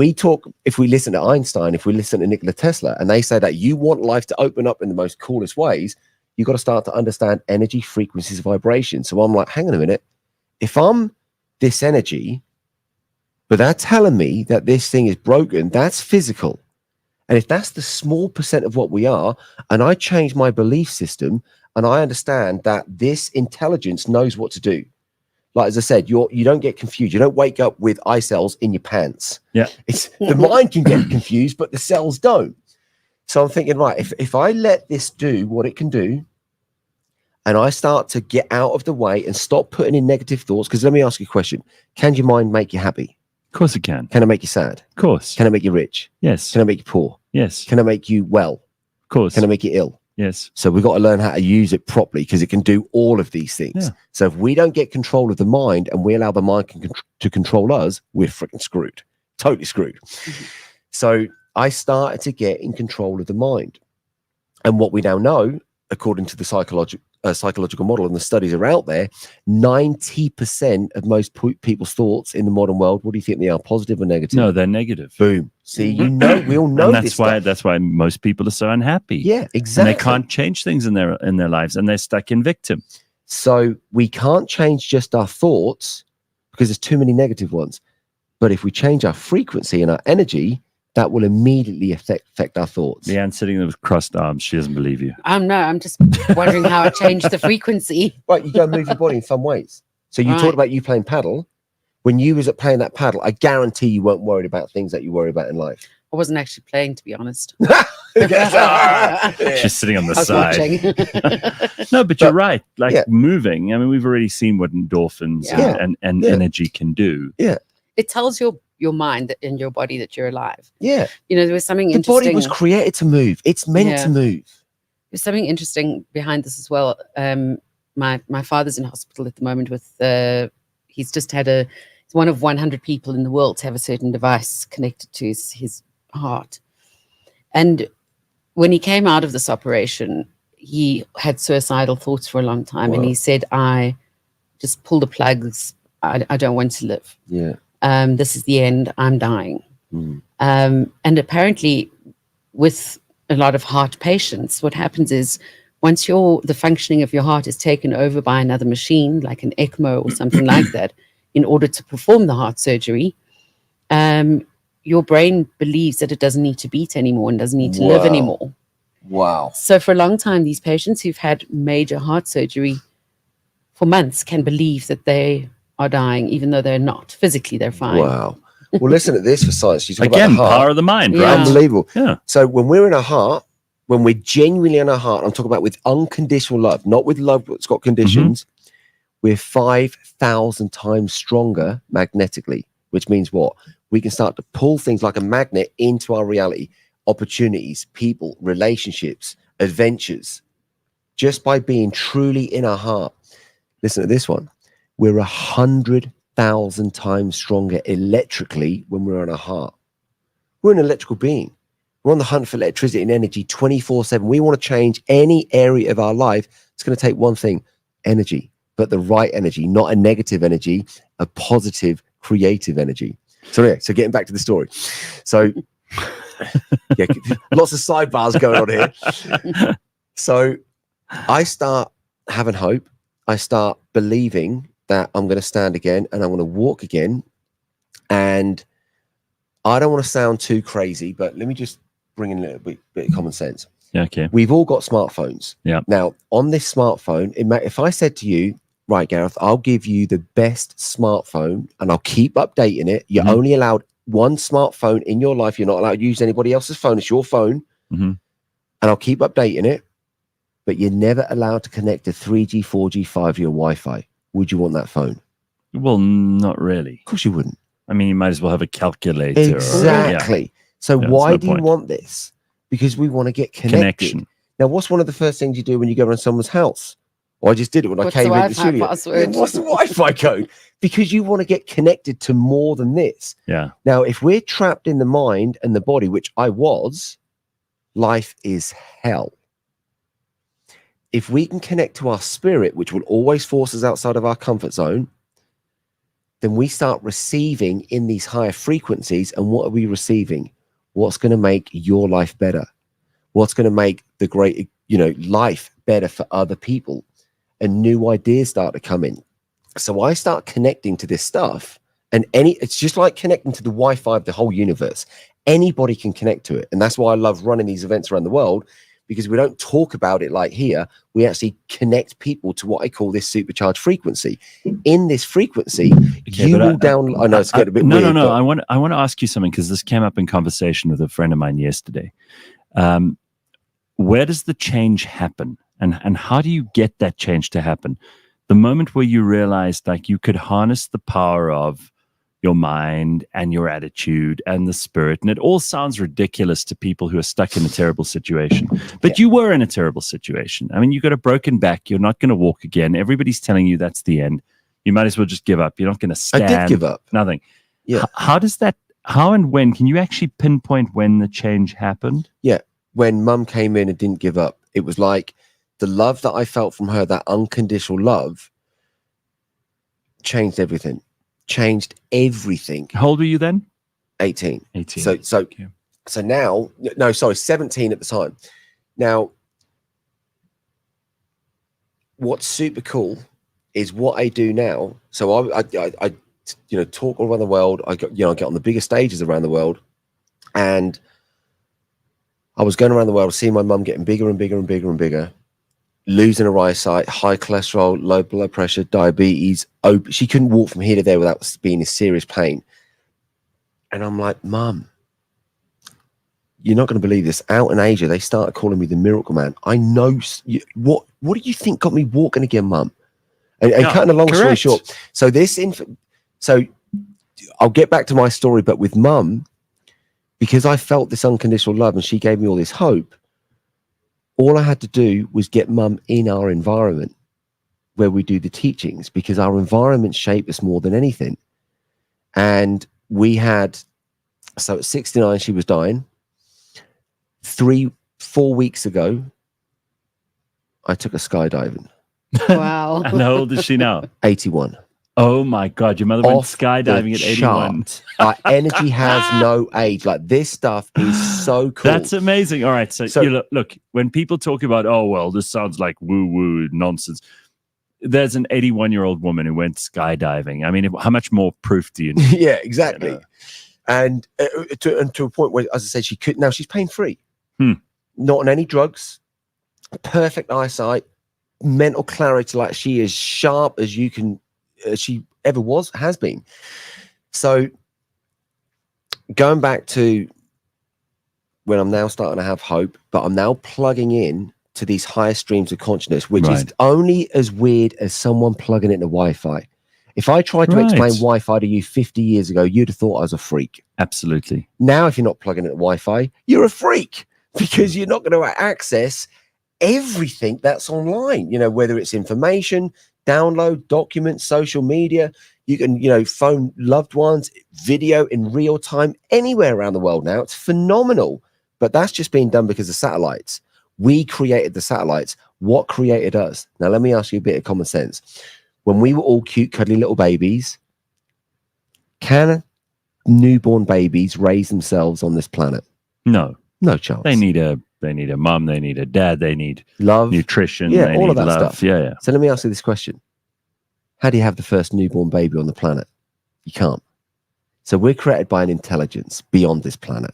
We're created by the star system and this planet. And we are, let me ask you another question. Do you believe that you're a human being and every now and again you might get to have a spiritual experience?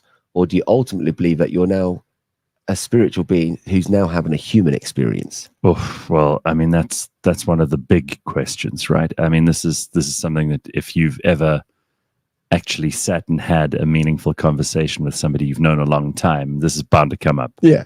And you think, well, I think I'd like to be a spiritual being having a human experience where this life that we're in, this mortal life, is just a small piece of a much bigger puzzle. Of course.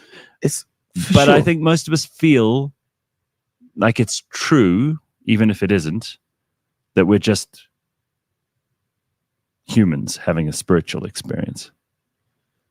Well, you can't kill an energy. Energy can only transform from one form to another. And we're made of energy. The whole planet is made of energy. So we know that we're only going to be in this life for a short time period. We know that. So while we're here, if we wake up, and this is what these ascended masters talked about, and the time that we're going through now in human history, some call it the golden age, some call it the age of Aquarius. It's the age where we can actually become these creators and be aware that we're all creating our own realities, whether we know it or not.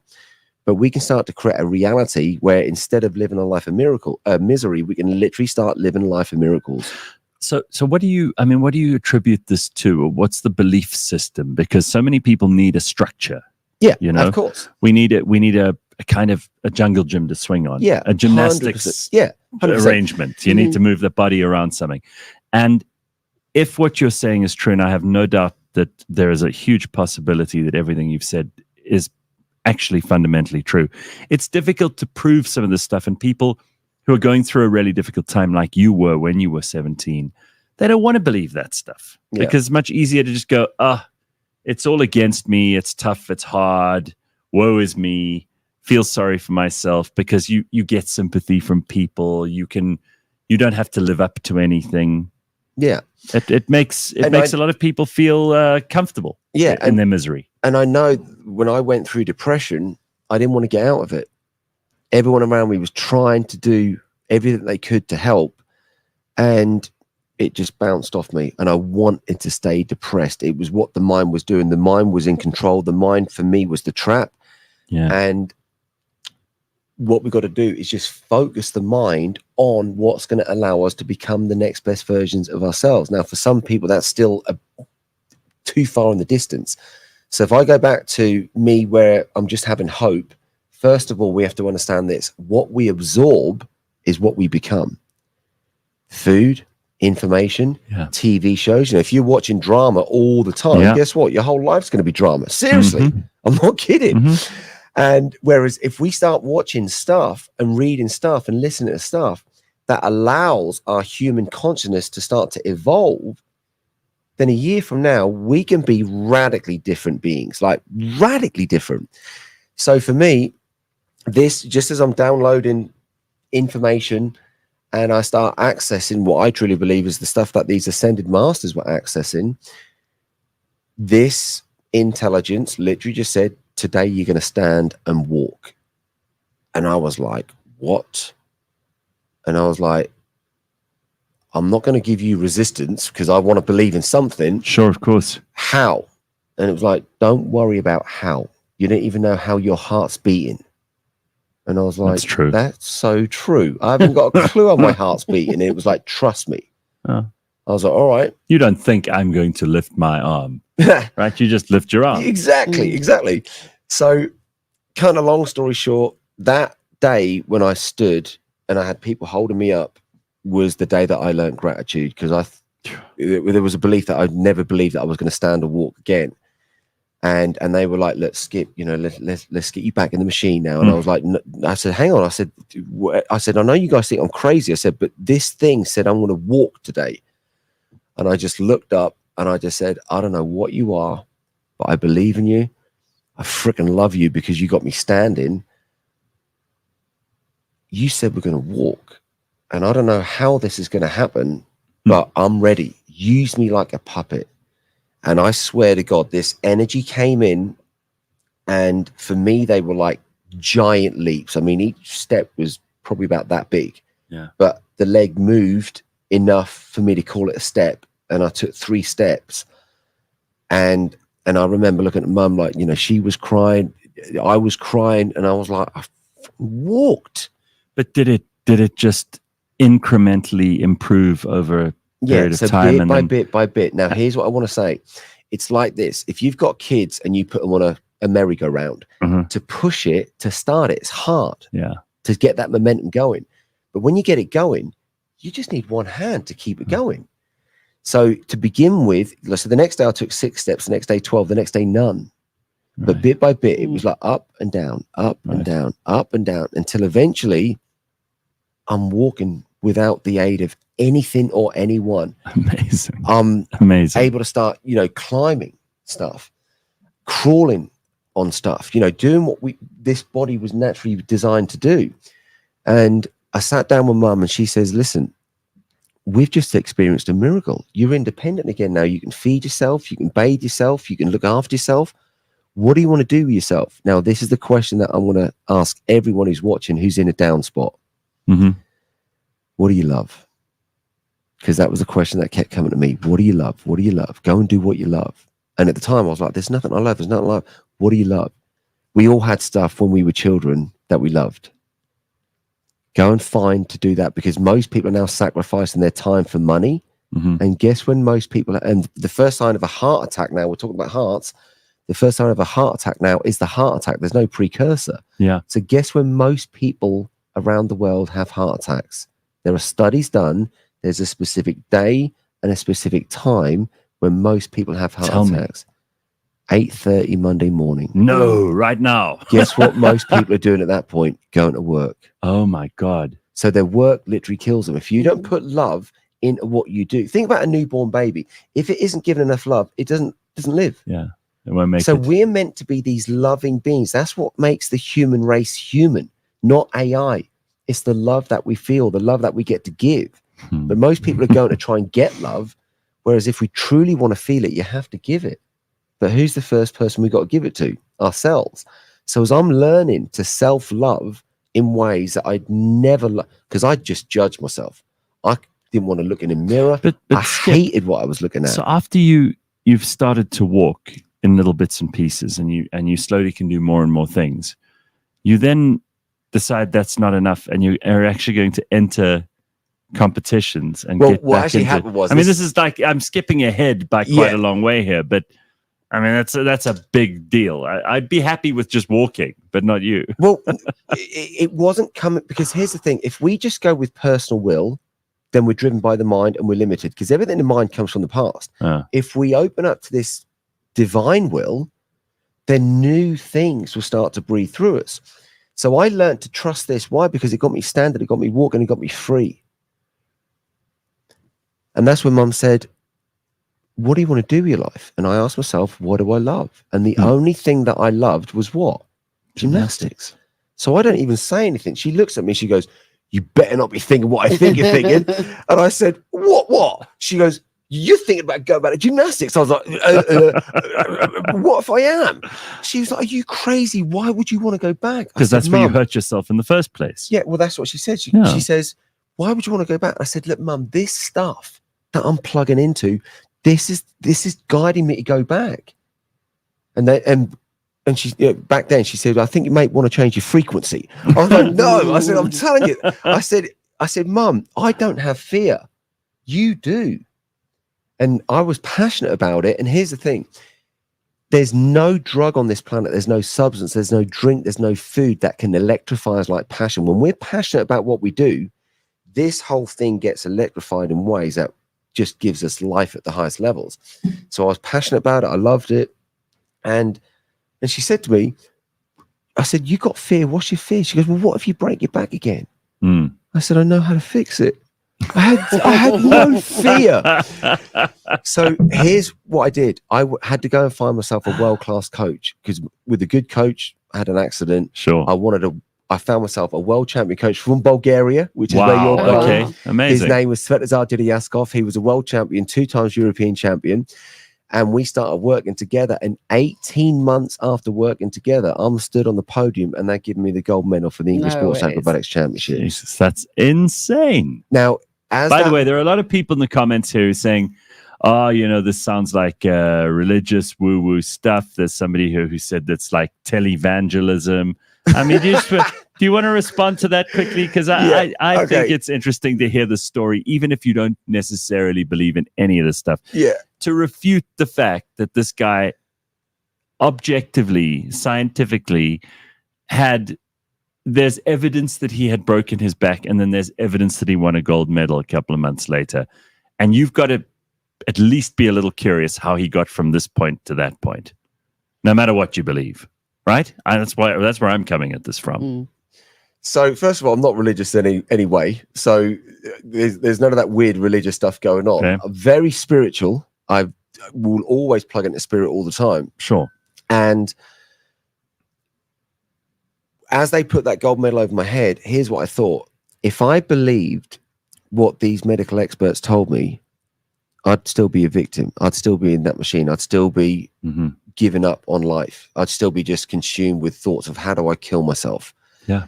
And when I came, people came up to me and went, this is unbelievable. You were told you'd never stand or walk again, and you're now an English champion. How did you do it? Now imagine this 30 years ago, because I'm 51 years old now. So I said, guys, we got this game of life wrong. We think we're living in a physical reality. We're not. We're living in a simulation that's designed to give us an experience in these human bodies. And we got to understand energy, frequencies, and vibrations. If we just listen to Nikola Tesla, Einstein, they all said you want life to open up. You got to start understanding energy, frequencies, and vibrations. And I'd go on a rant and I'd suddenly look at people and they were suddenly looking at me before, when they knew, never being told he's going to stand or walk again, to English champion, their eyes were lighting up. They were starry-eyed. As soon as I started talking about energy, frequencies, and vibrations, the same stuff was what's coming on here. Hey, Skip's got a great story, but this dude's off with the freaking fairies, right? So what happened? I stopped talking about it. Now, here's what's super cool. I took that. That's like me accessing the World Wide Web, and nobody else around is accessing it. I'd go around and I'd be able to access stuff, download stuff. People think I'm a genius because I can recall any bit of information right in my hands. I took it into the business world knowing nothing about business. And over 25 years ago, we did our first £1 million. And now, and God knows how many tens of millions, we've created since.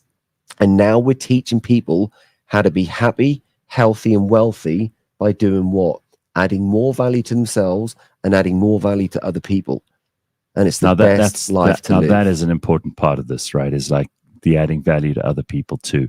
Because people often, when they're in a very bad situation, are so self-absorbed. Yeah. And who could blame you, right? Yeah. You're thinking, oh, my back is broken, or you're thinking I have no money, or you're thinking I'm so goddamn unhealthy, or I've got like a lot of sadness and difficulty in my life.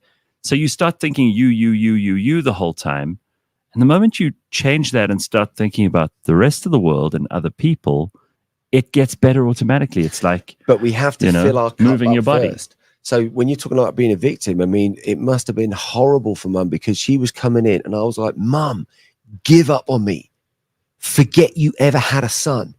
You have to imagine that your son is now dead. I don't want you to come and visit me. Don't speak to me. Look at this. This is, I don't want to be here. If you want to help me, kill me. Now, for a mum to receive horrible stuff like that. Awful, yeah. What a shit son you were. Yeah, I was. Horrible. But now, with what I learned, it's now added at least 30 years to the way my mum lives. At least. So speaking of 30 years, I mean, you say you're 51. Yeah. That's damn good for 51. Huh? The hell you get? Just for that reason, I'd be interested to know what your secrets are. Yeah. So you're doing this talk at Gallagher Estate on the 14th. And Jesus, when was that? A couple of years ago. That's out in Bali, sort of our retreats. Very over in impressive. Bali. I mean, my whole pelvis would break. But you're doing this thing at Real Success South Africa, which is the 14th and 15th of September at Gallagher Estate. You can find out more. We will put all the details in the description. But apparently you're also a big believer in hypnotherapy? Well, I trained in, I'm a master prac in hypnotherapy, timeline therapy, and NLP. That's neuro-linguistic program. I had to unlearn all of that stuff to do what I do now. Oh, why? okay. Because that stuff was getting me stuck in the mind. Oh, really? Yeah. Okay, so how do you break stuff? So you break out of the body into the mind, then you break out of the mind into the spirit. Is that the kind of ascending? Yeah, because all the super cool thing about this is now with AI technology, we don't have to remember anything. Just use the AI. Yeah. It's there. Does it for you? Yeah, it does it for us. There's no point in going to just study stuff to just regurgitate it when it's just there at our fingertips. Right. So then what do we want to use our mind? To be creative, to focus on stuff that you love. Because when you love something, guess what? Time disappears. If you hate something, a minute can last, hours and hours. So we've got to start to understand, why are we here? We're not on this planet just because your mum and dad had a little bit of fun and you popped out. Let's get clear. There's a hell of a lot. People are. Yeah, there's a hell of a lot more intelligence going on. When we start to understand and we truly believe that we are here in this game of life, and forget what anyone's beliefs are. Everyone who thinks I'm a crackpot. No, a lot of them love you, but beliefs. there's some nice comments here too. Don't worry, I'm just picking on the grumpy people. But here's the thing: when you get to a certain point, you don't care what comes back. You go out there and you give good. Right? Like, it's like this. Think about the sun. The sun shines all the time. The sun shines on everyone, all the bad people, all the good people. Do you think the sun cares what people do on the planet? No. So when we start to shine like the sun and we've given to ourselves, we give to this body, we learn how to give it good thoughts. We learn how to give it good nutrition. We learn how to give it good vibes, good energy. And then that comes out of us and we go and give that to other people. And we go out there and we understand that the secret of living is giving. Yeah. So when we give to ourselves first and then we give, guess what? It doesn't matter what comes back. Because you get to feel good in what you're giving other people. Do you really think, though, that everybody's capable of this? 100%. There aren't just. I came from a background where we didn't have money. I came from a background where this body was breaking down, and I remember even as a child, I used to look at other people in my family, think, why am I the only one who's got all this stuff? Nobody else has got any conditions. I'm the one who's got it all. And this tiny voice said, "You're having everything now, so that you're never going to have to deal with this ever again." And ironically, what I see now is as people get older and older and older, they're breaking down. And people say, "Oh, yeah, but as you get older, you break down." I'm like, rubbish. You only break down if you're getting toxic, because toxic will rust us from the inside out. Or it's like a muscle. If you want to build a muscle, you got to put some pressure on it. Diamonds are only shaped under pressure. Right. So if we can put the right pressure on us, not stress, because stress will release cortisol, that's the stress hormone, and that will literally poison us from the inside out. If we can start to release these toxins, because a lot of us create these habits where acid is going in the body, and that acid breaks us down. And you just have to look, fast food, acid, caffeine, acid, toxic thoughts, acid. So all of this acid, and people think it's normal. They only think it's normal because they see other people living in those ways. So when people come into our environments, and we're actually doing one this weekend, it's actually a 3-day event called Supercharge Life. We're doing it Friday, Saturday, and Sunday at the Monte Casino, where I'm taking people in to this supercharged frequency. Because only when it's like now, if I try to explain Wi-Fi to you 30 years ago, you wouldn't get it. Yeah. Whereas if I show you how to access it and you start So playing how with easy is it to access? it's as easy as you breathing. Really? Yes. But I don't know why this stuff has been blocked from people, why they're not teaching this stuff in schools, and people aren't being educated by this. I have no clue why. But I've just discovered it, and for me not to share it, I'm not playing my part in the game of life. But here's what I do want to say. I stopped sharing it because people thought I was weird. So I stopped talking about it. And it was about 15 years ago, someone said to me, Skip, will you come and do a talk? Yeah. And I said, no, I tried that stuff and people thought I was weird. And my job, I was bringing acrobatics to some of the biggest shows. So we were doing, contracts with like the Royal Opera House, the Royal Albert Hall. If rock stars and pop stars putting 8 to 100,000 people in a stadium, my job was to bring the acrobatics. We were doing like West End shows, big TV commercials. Like we monopolized the industry. And I loved it. And I was like, I don't want to go and talk to people. They just think I'm weird. I said, look at my life. I freaking love it. It's a great life. And this person said, Skip, with what you know from where you've come from, if you don't share this wisdom with people, because people are now drowning in this information, but they're starving of wisdom. And they said, if you don't share this wisdom with people, you're not playing your part in the game of life. And it went in, and I thought, all right, I said, I'll make a deal with you. If I get on stage and I start talking about this stuff and people think I'm weird, I will literally just walk off stage. I said, because I don't care what people think of me. I really don't. I said, I'll walk off stage. I said, but if you say that they want it, I'll give it a shot. And I did that talk. I got a standing ovation, did another one, got another standing ovation. And it led to me being asked to then put a workshop together, then an event together. And now so how long have you been doing this? So now we've been doing it behind the scenes for 15 years, and we're doing it with movie stars, celebrities, world famous CEOs, world champion athletes. Like we're attracting no marketing. How? Yeah. Remember that magnetic pull that I told you? We're starting to magnetize and pull people into this. I mean, this is true just as it is for the physical body. Like the idea that people think, if I just figure out what to sell someone or how to sell it, like that's not how you're going to get rich either, right? Well, you'll get rich as in you'll get the money in your account. Yeah. But you've got to look at who are you becoming through that. And there's lots and lots of businesses out there where their products are doing people more harm than good. So we have to understand one thing. Planet Earth was designed as a planet of contrast. What do you mean by that? How do you have love without fear? How do you have up without down? How do you have black without white? Right. We're living in duality. Well, we just got to choose what path we want to go down. So we're not going to change the world. Yeah. It's impossible. You're billions of people on there. If anyone thinks they can change the world, they're living an illusion. All we have to be able to change is ourselves. If we change ourselves in positive ways, and then you're the living, breathing proof. Because it's like what you said, when people say, well, I don't believe your stuff works. I'm like, I'm 51 years old. I've got more energy than most teenagers. I'm still doing all the same gymnastic stuff at 51 as what I was doing back then. I was training 8 hours back then. How? Yeah. Because I'm plugging into something that most people, if they're not plugging into it, they're just missing out. I see Ruth saying here, I love that truth that we're spiritual beings having a physical experience. Yeah. So I think some of these words have definitely hit home. I mean, Leigh-Ann's going to start gymnastics from tomorrow. Yep. I'm picking up my gymnastics tights on the way home. But here's what I want to say. Well, come and join me then this Friday, Saturday, Sunday. Now, here's what I want to say. What happens when we do move? Because do we want strength in life? Yes or no? We need it because life's going to hit us. And if we haven't got strength, it's going to who wants weakness in life? Yeah. Do we want balance? We have to have balance. Do we want flexibility? Absolutely. Sure. You look at people now, they're getting in their 40s. I know people in their 20s that are moving. Oh my God. Yeah. Pain. You show me a child where that happens. Doesn't exist. Now, you show me a child who taught you to walk? Well, No you one. sort of watch other. Yeah, exactly. You see it, Yeah. and you can then achieve Yeah, it. correct. Now, as we learnt to walk, what happened?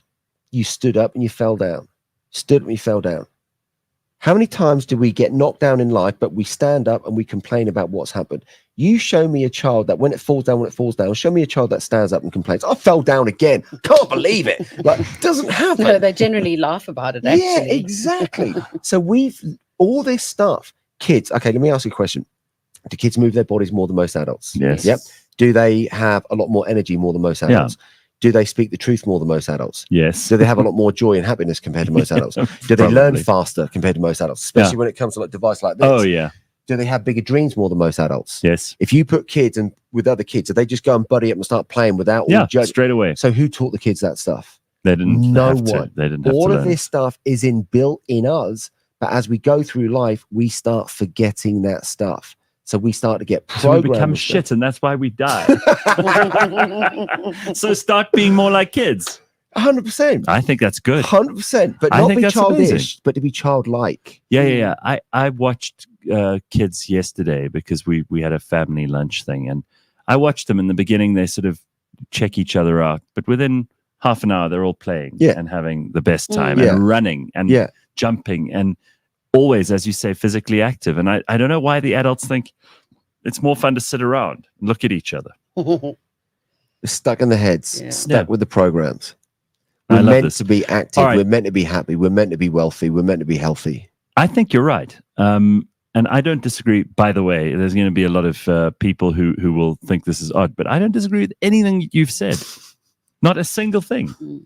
And I think that there are people who the rest of humanity looks at and goes, "Oh, they've got some secret. They've discovered some special hidden power that the rest of us don't have." Everybody has this. Yeah, it's all within us. Okay, Everything we need is within us. I love this, and I think you can either choose to go this way, or you can choose to keep on being miserable. And if that's what you choose, fine. Then I don't know what to do for you. I don't know what to say to you. And you can't help people if they don't want to be helped. Yeah. You can lead a horse to water, but you can't make it drink it. Well, I love this, and I'm very, very happy to meet you. I'm glad you got to come and spend some time with us this morning. And there are loads of people here who are thrilled with what you're saying, and I'm sure many of them will want to come to your shows. So you're doing Monte Cassino, and you're doing Gallagher. Yeah. We'll put all the details in the descriptions. But thank you, Skip. What a pleasure to meet you. Pleasure to meet you. Yeah. Thank you. And I'm telling you, Leigh-Ann's thinking seriously about the gymnastics now. I've already moved on to the color ribbon. See, it starts in the mind first. That's a good first step. We like it. I love it. All right. We will see you on Wednesday morning, everybody. Have an awesome Monday and a happy spring. It's just started.